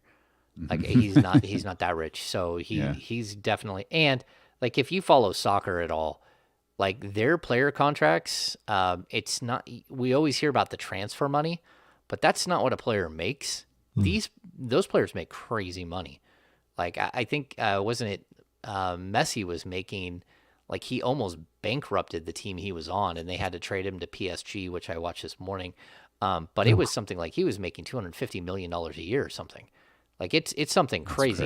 It's money that, you better have big time money. Well, look here. If he likes soccer so much, why not just save the Republic and get them in the MLS? And then if he wants another team so much, we like to watch basketball in the summer, aka WNBA.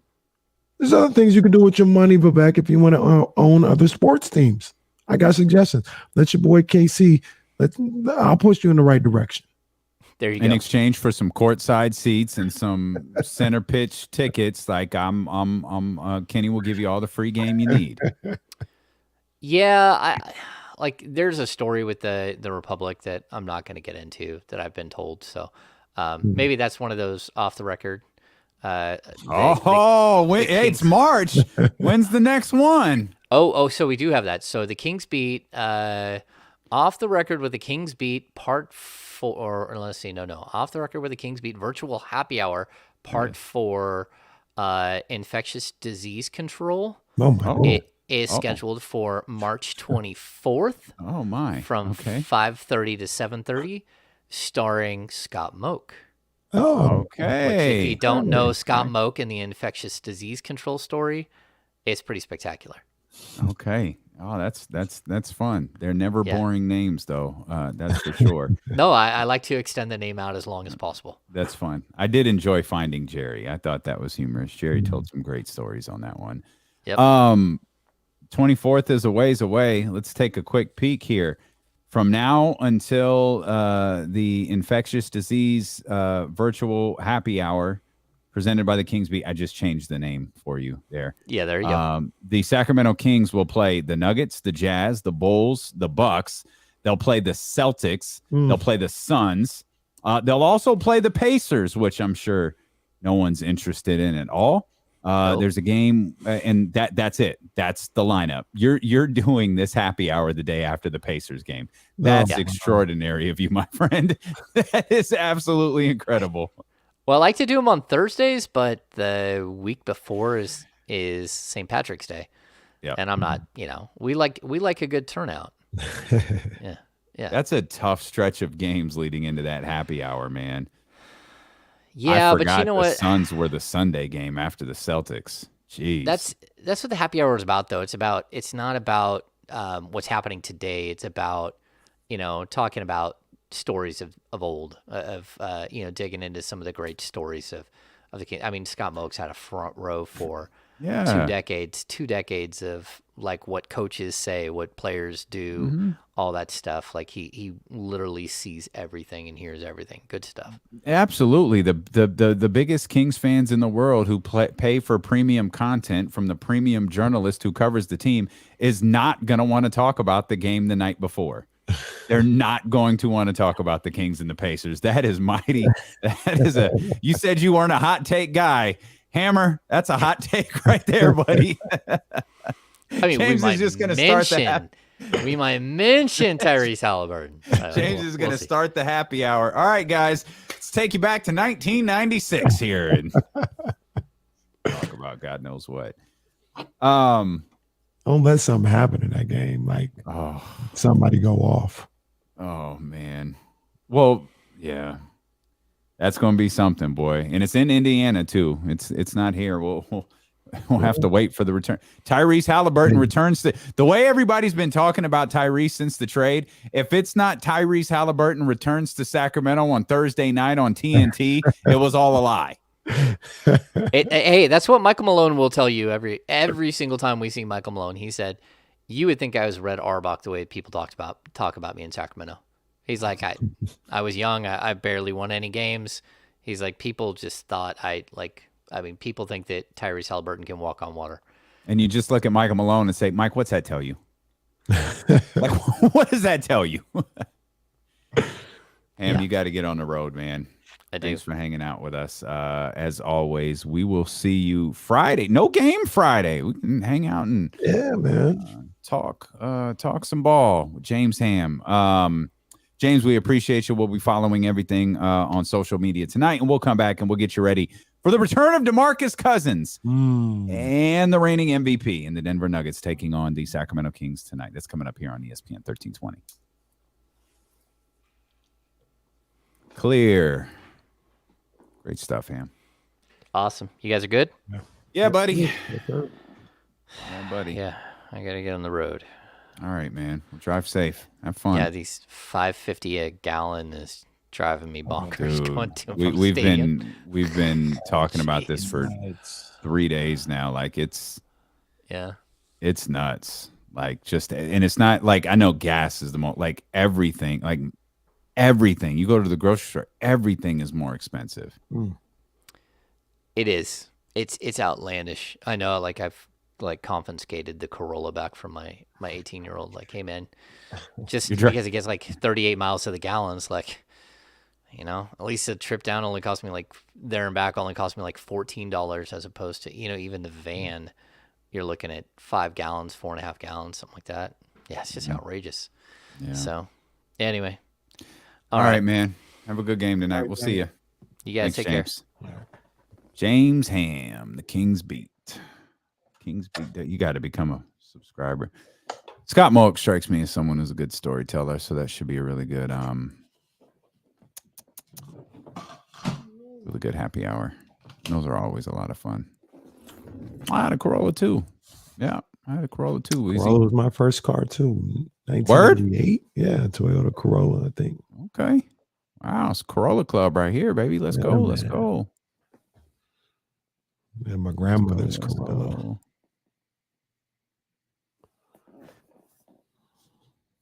Man, not a bad call right there.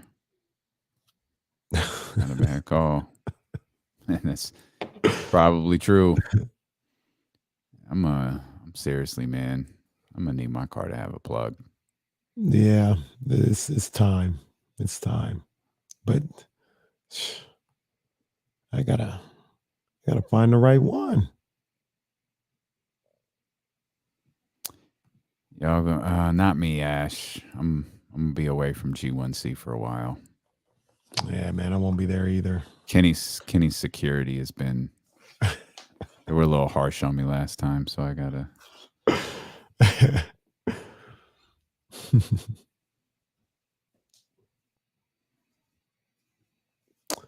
We'll see what I drive, man. I'll just be out here. Anybody gone to Sonic before? Any Sonic? Yeah, they're building one in Delta Shores. I feel like I've been there once. I think I got ice cream Like when we lived in Tennessee, there was one down the street, and I got one Mm. there. I think it was like the only time I ever had it. I've never had food from there. Sass, get your mind right. I told you they're just putting one in Delta Shores. You heard it here first. I mean, it's not a secret, but still, you heard it here first, Sass. Oh, look at Kimberly checking in on Facebook. All right, Kimberly, we see you. We see you checking in on the Facebook.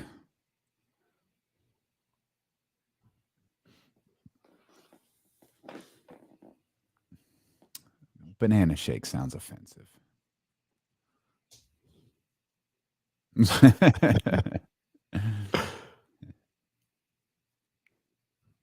That's funny. That Sonic is coming sign was up for years. Which was up longer, Sonic is coming or TGI Fridays? Oh, man, I think that Sonic joint was up for a long time. I think I left California, came back, that Sonic sign was still there. I remember they was putting out Fridays in the Thomas. We thought it was going to pop off. Never happened. They got that Fridays. They don't have a Fridays there. What's the? I think there's only like 2 Fridays in the state. Oh man, really? Yeah. Fridays is like there's one in Sacramento though, isn't there? Like on Fair Oak, it's not there no more. The one out by Arden. Yeah. Yeah. No, that one's that's Fire Wings now. That's been gone for a while. And they had one. That's funny because I've actually been there. They had one on Laguna. That's now Chicago Fire. And then I got one in Fresno. Fridays is like I was going to say like an edgier, but maybe that's the wrong word, but like an edgier Chili's. An edgier Chili's. Oh, near it. Come for the sports, stay for the food. That's the conversation over there on twitch.tv/ESPN1320, youtube.com. We need a Fridays back here in Sacramento. Stop playing with us Fridays. You can put one come back. on, Kenny. You can put one back on Laguna Boulevard if you want to. We need, like, that's what Sacramento needs. We need for what? Like, we need a Fridays? Come on, Fridays is a good look. Okay, dude. Yeah, we need a Friday. What you want, a champion for more Applebee's too? No. Come on, man. What are we doing? No, Fridays is not Applebee's. Fam, you just went on the radio. You went on a show that's airing all over the planet and said, we need a Fridays in Sacramento. We do. It's kind of criminal that we don't have a Fridays in Sacramento. That should be the bare basics. Bro, you sound like bare minimum. You sound like them dudes after the Tyrese trade. You jumping out the window with this. We need a Fridays. Goodness gracious, man. Absolutely. Right. I don't think I've had Fridays in a decade and a half. It was about the last time I was here in Sacramento. Okay. Need to change that, though. Like I said, they can go right back to Laguna Boulevard if they want to. I mean, Hal was popping too, but. That's the one I'd been to, and I don't think I realized it was gone until you mentioned the restaurant that was there, and I realized, oh, I've actually been to that restaurant. Like, okay. Yeah. All right, well, Kenny wants Fridays back, so there you have it. And we've got nuggets tonight, so I guess there's our food tie-in. We've got the Sacramento Kings and the Denver Nuggets. By the way, for all my plant-based people out there, I found the new Beyond Chicken at Safeway. It's legit. Like it's super legit. They were selling them at KFC for a little while. I think our friends over at Burger Patch have them, but if you've ever had like the old school fake chicken nuggets, like they were awful. Like they were terrible. Like they mastered the meat significantly quicker than they did the chicken. These chicken tenders are they're good. I have so many questions. And if you want like a real piece of chicken, not like a tender, but like a real fake piece of chicken, you go to Atlas Monroe, and that's not something you can get in a store. It's a website, and they ship it to you. And it looks like 6 pieces of chicken breast they send you. Yo, it is phenomenal. So you're welcome. My plant-based people. We got you, baby. We got you. I'll bring you next gather our WrestleMania slumber party. I'll make you some. Well, welcome to WrestleMania. I don't feel like you really like you kind of half-assed that impression. Well, I like I can't feel get like if too you loud. wanted to do it, you could. Oh, you get yelled at. Like Jazz come in and yell at you if you get too loud. That's what I'm gonna miss about working at home is I always know when Kenny gets a look to pipe down with his stupid radio show. Like Jazz will pop her head in. Like, fam, will you shut up? I'm busy actually working. You and your stupid friend in here talking about sports. Can you knock it off? Like, nobody cares about TT. Shut up. Why y'all still talking about TT anyways? Yeah, I'm gonna make you Beyond Chicken, and I'll give you a little chicken tender, and you'll be like, all right, this is legit. I just got a question. I just don't know how this happens. I don't ask. I don't want to know. Like, look, it works. Mario Winans. I don't want to know. That's it. That's it. The first time I had like when they like, if you go to like they had restaurants mostly in like Southern California or some in New York where they would hand make the chicken, the fake chicken, like in the restaurant. I used to be convinced when we'd order something, they're playing us. This is a piece of chicken. Like they're just playing us. But of course, for me, someone who hasn't had chicken in however long, it's like, oh yeah, this is passable. For you, who might have had a chicken nugget the day before, you're like, yo, what is this? It's like when people say, yo, this burger tastes just like a regular burger. No, it probably doesn't. But if you haven't had like a regular burger for 10 years, yeah, this probably tastes just like one. Some of this stuff that's supposed to be chicken, I eat it and I'll be like, what is this? What the hell is this? Why is it this color? Boy, when Forks Over Knives came out and they showed what a chicken nugget really was, that changed a lot of people's tone. I ain't watching none of that. I ain't watching that. I ain't watching what's the Super Size Me? I ain't watching that. One, why is it goo? Two, why is it pink? That wasn't on the ingredient list. There was nothing gooey and pink on the ingredient list of my McDonald's chicken nuggets. Yeah, see, no. I just won't watch them. I'll take people's word for it and just be like, it's probably not the healthiest, so I'll cut back on it. I don't need to watch it, know what's going on here. Yeah. Not my job. They're educational though. They're smart. They'll smarten you up. They'll smarten you up real quick. As will Mike. Hey, I do want to give a shout out to keep trying to transition to the game. I'm gonna go there. I want to give a shout out to Boogie Cousins, man, coming back. Yeah, he's back. That's where man. we're going. Yeah. Come on, man. Boogie Cousins, what top 3 king of all time? Is he going to be that way? Easy. So we're getting to the point. We're not there. Yeah, he hasn't taken over him. I was about to say, De'Aaron's been here 4 years. Is this his 5th year? Yeah, that's correct. And no, he has not.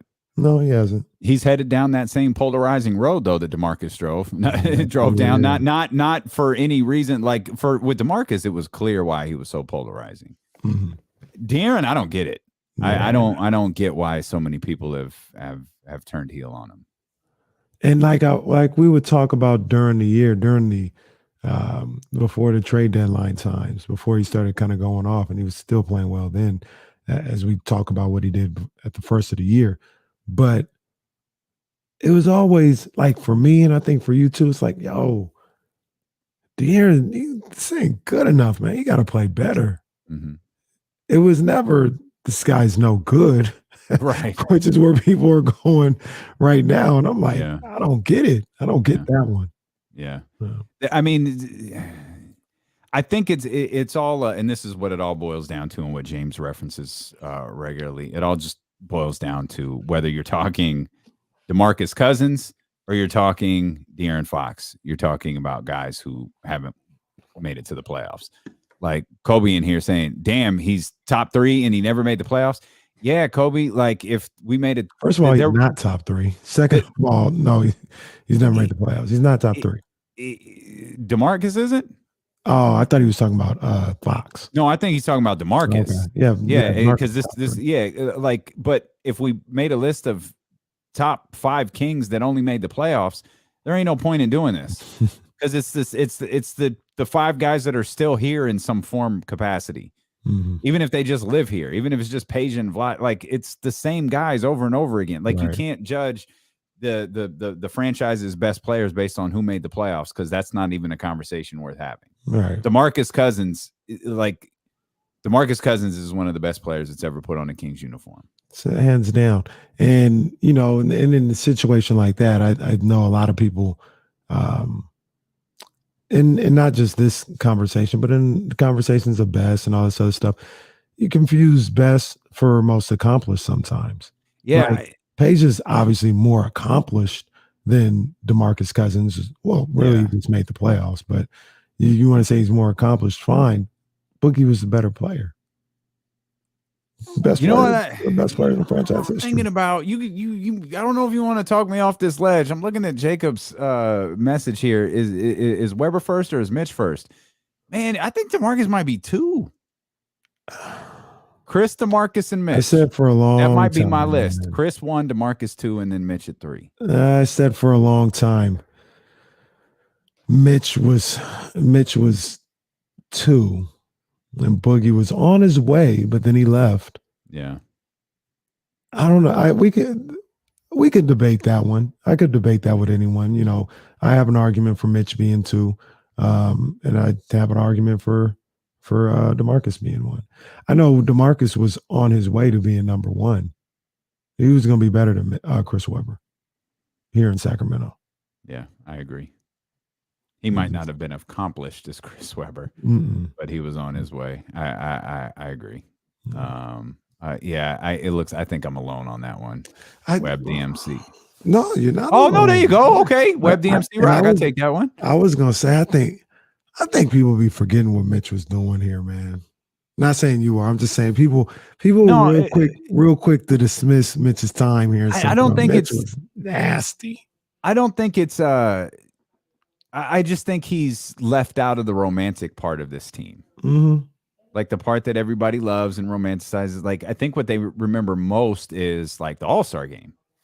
Yeah. Or 96. I was going to say that's Dream Team 2. Dream Team 2. Was it Dream Team 2? And then you had to run to the playoffs. Game 2 and drop 47 in the win. Mm-hmm. Jesus. But it was crazy. But you're right. That all happened, but it's not referenced with the same love. People will spend more time upset about Game 5, Robert Horry, than they will what Mitch Richmond did, or Game 6 with the officials than what Mitch Richmond did, or Game 7, or Chris's knee, the Dallas series, the Minnesota series. All of that stuff will get referenced before what Mitch did. Yeah, no, Mitch was the first. Mitch was the first. Like, being bad is nothing new to this organization. Because if you go back to pre-Mitch Richmond, this team was terrible. Yeah, Mitch was the first, and Mitch, you know, one of the things that he got that Michael Jordan cosign. You know, when Mike was like, this is the baddest dude I go up against in the league, at my position at least. I know everyone popped when they saw Mitch in The Last Dance. When they said that like Jordan was watching film or something like that, and it was Mitch, and it was like, boom. What now? What now? Why did this is ridiculous. Why did I think Save the Last Dance? I was like, Mitch was in Save the Last Dance. I don't know why. I don't know where your head is at, Brody. I don't know why you're thinking about Save the Last Dance. Is that Julia Stiles? I'm not sure, that's not. I didn't remember Mitch in that one, but Mitch also. You know what Kenny's watching tonight after the game. Mitch was also it was major when we got him on NBA Live 97. What you know about that? That's right. I've never been a video game. I've never been a video game guy, but I knew about that. I think Mitch was the first, because I knew Walt, Lionel Simmons, but I knew all of the guys. I think Mitch was the first guy that I really loved. The first Sacramento King that I really loved. I knew our team was bad, and I just kind of watched it, and I think I liked the uniforms and who are they playing, and watching the learning all the other talent in the league. But I don't think I really loved Reggie Theus. I was thinking I was too young to love Reggie Theus. And then as I started collecting cards, and I got the Lionel Simmons draft card. Boy, I thought I had something. But Mitch was the first guy where it was that's That's my guy. All those guys we thought were really good. No, it's different. This is what really good looks like. No disrespect to L Train and Walt, but That was disrespectful. Mitch was on another level. Walt Williams. And then Chris got here. I still feel I'm gonna stick by my sentiment that I think when all the trade stuff was going on and people were talking about Ben Simmons, it's Chris Webber all over again. I think Julius Randle is more Chris Webber than Ben Simmons as far as his situation and being able to come here and change his career.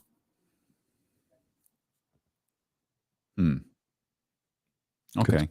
Because Chris was looked at as a bit of a problem child. He was. That's facts. Yeah. That's true. It dawned on me as you said that. We were talking about Mitch in the trade with Chris, and I immediately thought of Michigan. Like Chris, and here we are, full circle, for those who have been with us for 4 hours.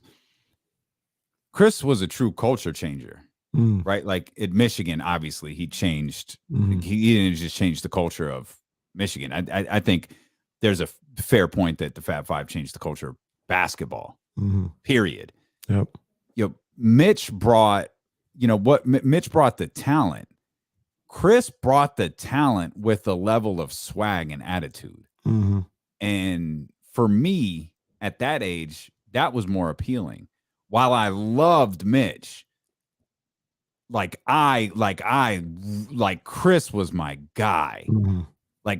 Chris was probably the first player I can say I legitimately followed from college to pro, where I was in tune with everything that they were doing because I loved watching that Michigan team so much and reading about them and all of the Sports Illustrateds my mom used to get me and all of that different stuff. And so Chris, he added a different level of swag and attitude to this city that while Mitch had done the kind of the job of setting the place. Okay, this team, this organization right now isn't a laughing stock.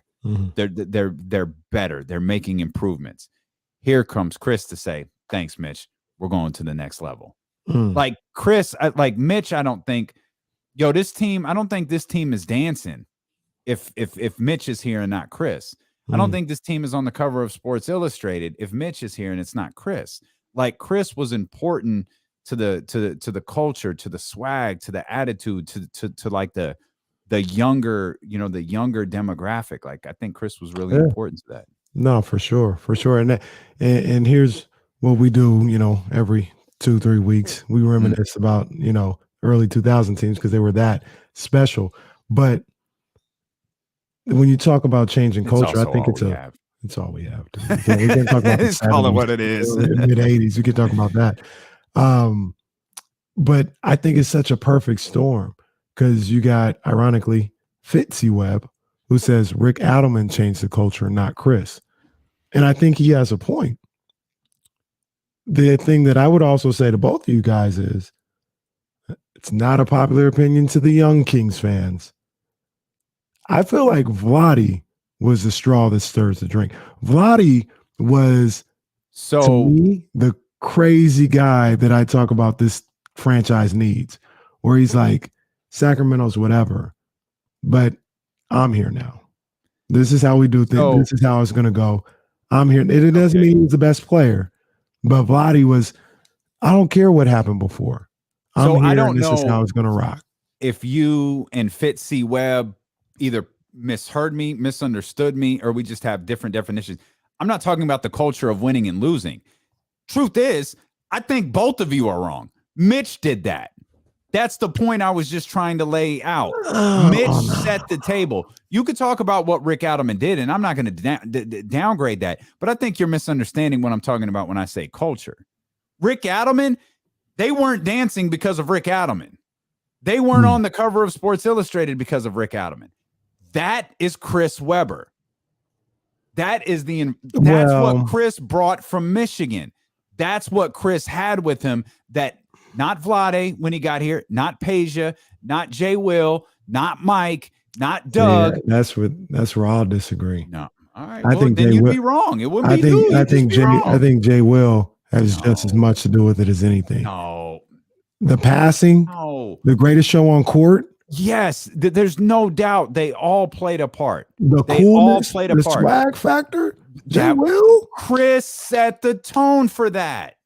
That's what I'm saying. Chris brought that from Michigan. That's not to say Jay Will. Everybody played their part. Rick absolutely played his part. Arguably the most important part. Jay Will, absolutely. Jay Will's a big reason that they were on the cover of Sports Illustrated. Jay Will's a big reason that crew was out there dancing. Jay Will's a big reason there was so much show and theatrics regarding the Sacramento Kings, because he was, pardon the phrase, Jay Will was Showtime. But Chris brought that all with him. Chris was one. I'll say that happened because of him. But I'll say this will be my argument against that. It wasn't Showtime in Washington. It was just another NBA team. It wasn't nothing spectacular about Washington. The Warriors, Weber had a little bit of flair to it. The behind the back rookie of the year dunk on Bar. He had a little something to him, and then obviously, like you mentioned, Michigan. But he had kind of lost that glow. I disagree. I don't disagree with you about the team. I don't disagree with you about what I think is the very last Washington Bullets team. I don't disagree with you about that. But I disagree that Chris didn't have it in Washington. He had it, but just as far as like being infectious with that team, I don't think he had. I don't think they wanted him. I think they got there. They're like, yo, what did we do? Yeah. I think given how quickly it ended, I don't think that's an outrageous sentiment. They got him because him and they were like, Juwan Howard was there, right? Juwan Howard asked for him. What did we do? We got to get out of this. Yeah. When did he get there? He had been there for a while. He had been there from like 95 to 98, so about 3 years. He was in Washington for 3 years, for real? Yeah, because he got drafted in 94. So 94, 95, no, he got drafted in 93. So 93, 94 was the Warriors. He was there for a year, and then he went to Washington. So he was there about 3-4 years. They played the Bulls in the first round in 96. And I'm sure I probably didn't make the playoffs. Right, he was there 3 years. Damn. Wow. But him and Juwan, they wanted to link those boys up. And then he was wild. Moral of the story is... I'm sorry. You know what the moral of the story is? Yeah. How the hell did Chris not make all 75? Oh, man. Like, you got to be kidding me, dude. Don't get me started. Like, I'm looking at this right now. Like, y'all really didn't put Chris on all 75. Don't get me started. All right, dude. But they hey, they all got mad. In the chatty house, they got mad at me. At least Bill Walton's on there. Dame Lillard. Jesus, Dame Lillard's Shout on out there. Dame. No, shout out Dame. I'm sorry, Dame, because I like you. I like Dame, my boy. But they could have both been on 75. It's fine. It's all good. Shout out to my boy Dame. They could have both been on there. All right. How about that? Jesse made a great point. There's 76 players on the list, not 75. How'd they get 76? There was a tie somewhere in the voting, and they couldn't figure out how to break a tie, I guess. What are you doing? I'm closing this wrapper. You couldn't have waited like 30 more seconds. I didn't know it was I didn't know I had the mic of all mics.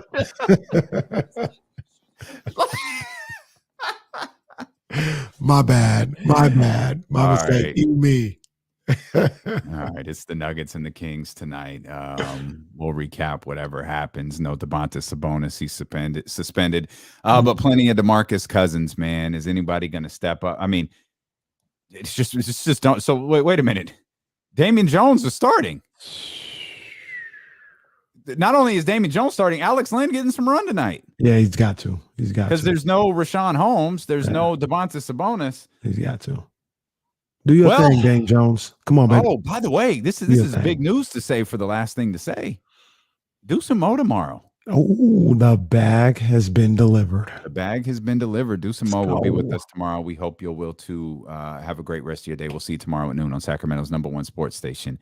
Stilo and KC, brought to you by McQueen and the Violet Fog, the smoothest chin in the world, handcrafted in Brazil, here on ESPN 1320. Go Kings. I thought I had it all tucked under the table. I was like, oh, yeah, they can't hear it.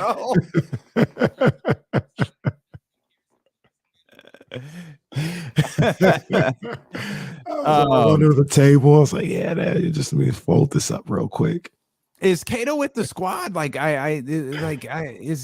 Cato with them? I know he played. Did he play? Yes, he cut his hair. I know that because I saw him and I was like, oh, he got a haircut. Huh. Yeah. All right. Peyton, that's uncalled for. Damien Jones has played well here in Sacramento. Yeah, he has. I mean, yeah, but he going against Jokic. Yeah. Jokic. Yes. Ain't nobody doing nothing against Jokic. Welcome to the league, pal. Ramsey, I saw how Arizona State lost. Oh, Ramsey, that's really unfortunate. Sorry about that, pal. Notice you disappeared shortly after that happened. It's really, really surprising to see you disappear. Shame, Ramsey. We may never hear from Ramsey again. I mean, on the phone.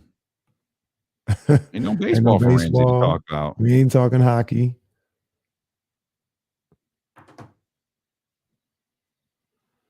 Yeah, get a good look at this because I don't know what this is going to look like tomorrow. Come on, man. I love that y'all think it's the curl. That's what my hair looks like. It's the line on the front that's popping, but that's what my hair. That's my hair look like that on the daily. It's just this front part. My man was like, all right, and I don't take that.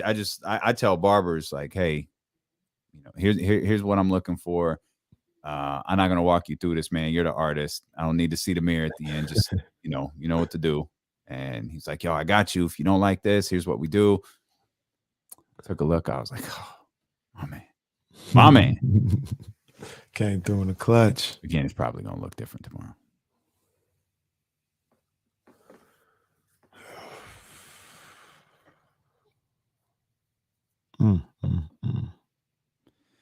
Oh, somebody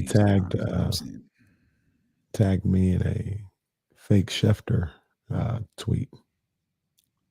It's probably a chatty house bet that we missed, yo. I bet we could get Casey to read this. Nah. What is it though? Jimmy Garoppolo getting traded to the Saints. But so that's the other one. We didn't talk about them today, but that's the other one. Taysom Hill. You ain't catching me no more. It ain't happening.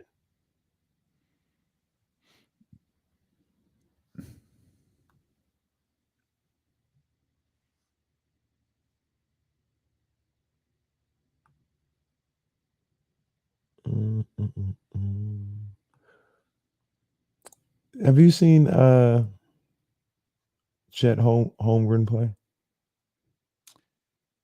I haven't, not like a beginning to end. I've checked in on them, and of course I see the highlights all of the time, but I don't know his impact on the game. He's a fascinating player. I feel like he does. I feel like he could shoot it a little bit, but I haven't really. Damn, Serial. This was written into the show, and we didn't. We didn't do it. God bless it. Where you been at, Manny? It was absolutely written into the show today, as was House Party. Oh, well, we'll talk about it tomorrow. Be a day late. I was reading. It was Jason Tinsley, that article he wrote on Biggs last 24 hours. Yeah, wrote something on Biggs last 24 hours. Man, it's good stuff. Appreciate you, Bob. Go Kings. Go Kings. Rich, sorry we missed you, bro. Really, really, really sorry, man. Rich was out here? Yeah. Rich was here.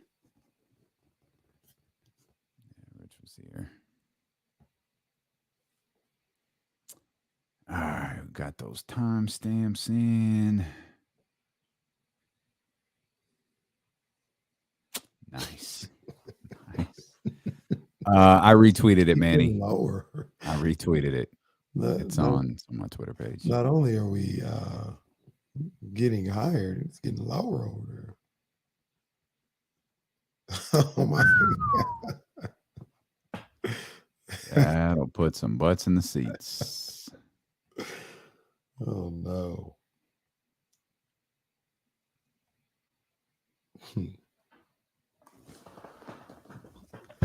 Chet going to be Porzingis 2.0. Chet's pretty. I mean, Porzingis was skilled too. Chet's pretty skilled. I don't know how I feel about, the whole size thing, strength, and all this other stuff. Maybe it won't be a factor for him. I don't know. I think he can play. He's skilled, but I don't know. Hey, while he's in here, Dave, I got your email.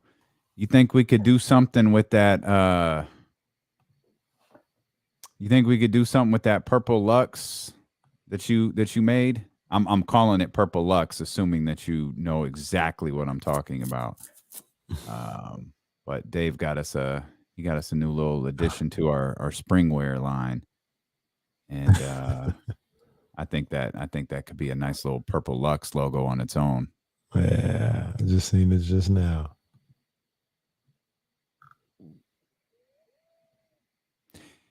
So that's on my list. We'll a bamboo shirt, the Natural Born Heel shirt. We'll post what Natural Born Heel. We'll post what what Dave just sent us. Hey guys, sorry about that. That reminds me. I'm gonna be putting it together. We'll have a bracket challenge for D-Lo and KC. Oh, we'll put it together. You guys, I think it might be one of those things where if you were in the football league that I walked away from halfway through, that you will have your email, but I'll let you guys know. Bracket challenge for absolutely nothing. Bragging rights. Bragging rights indeed.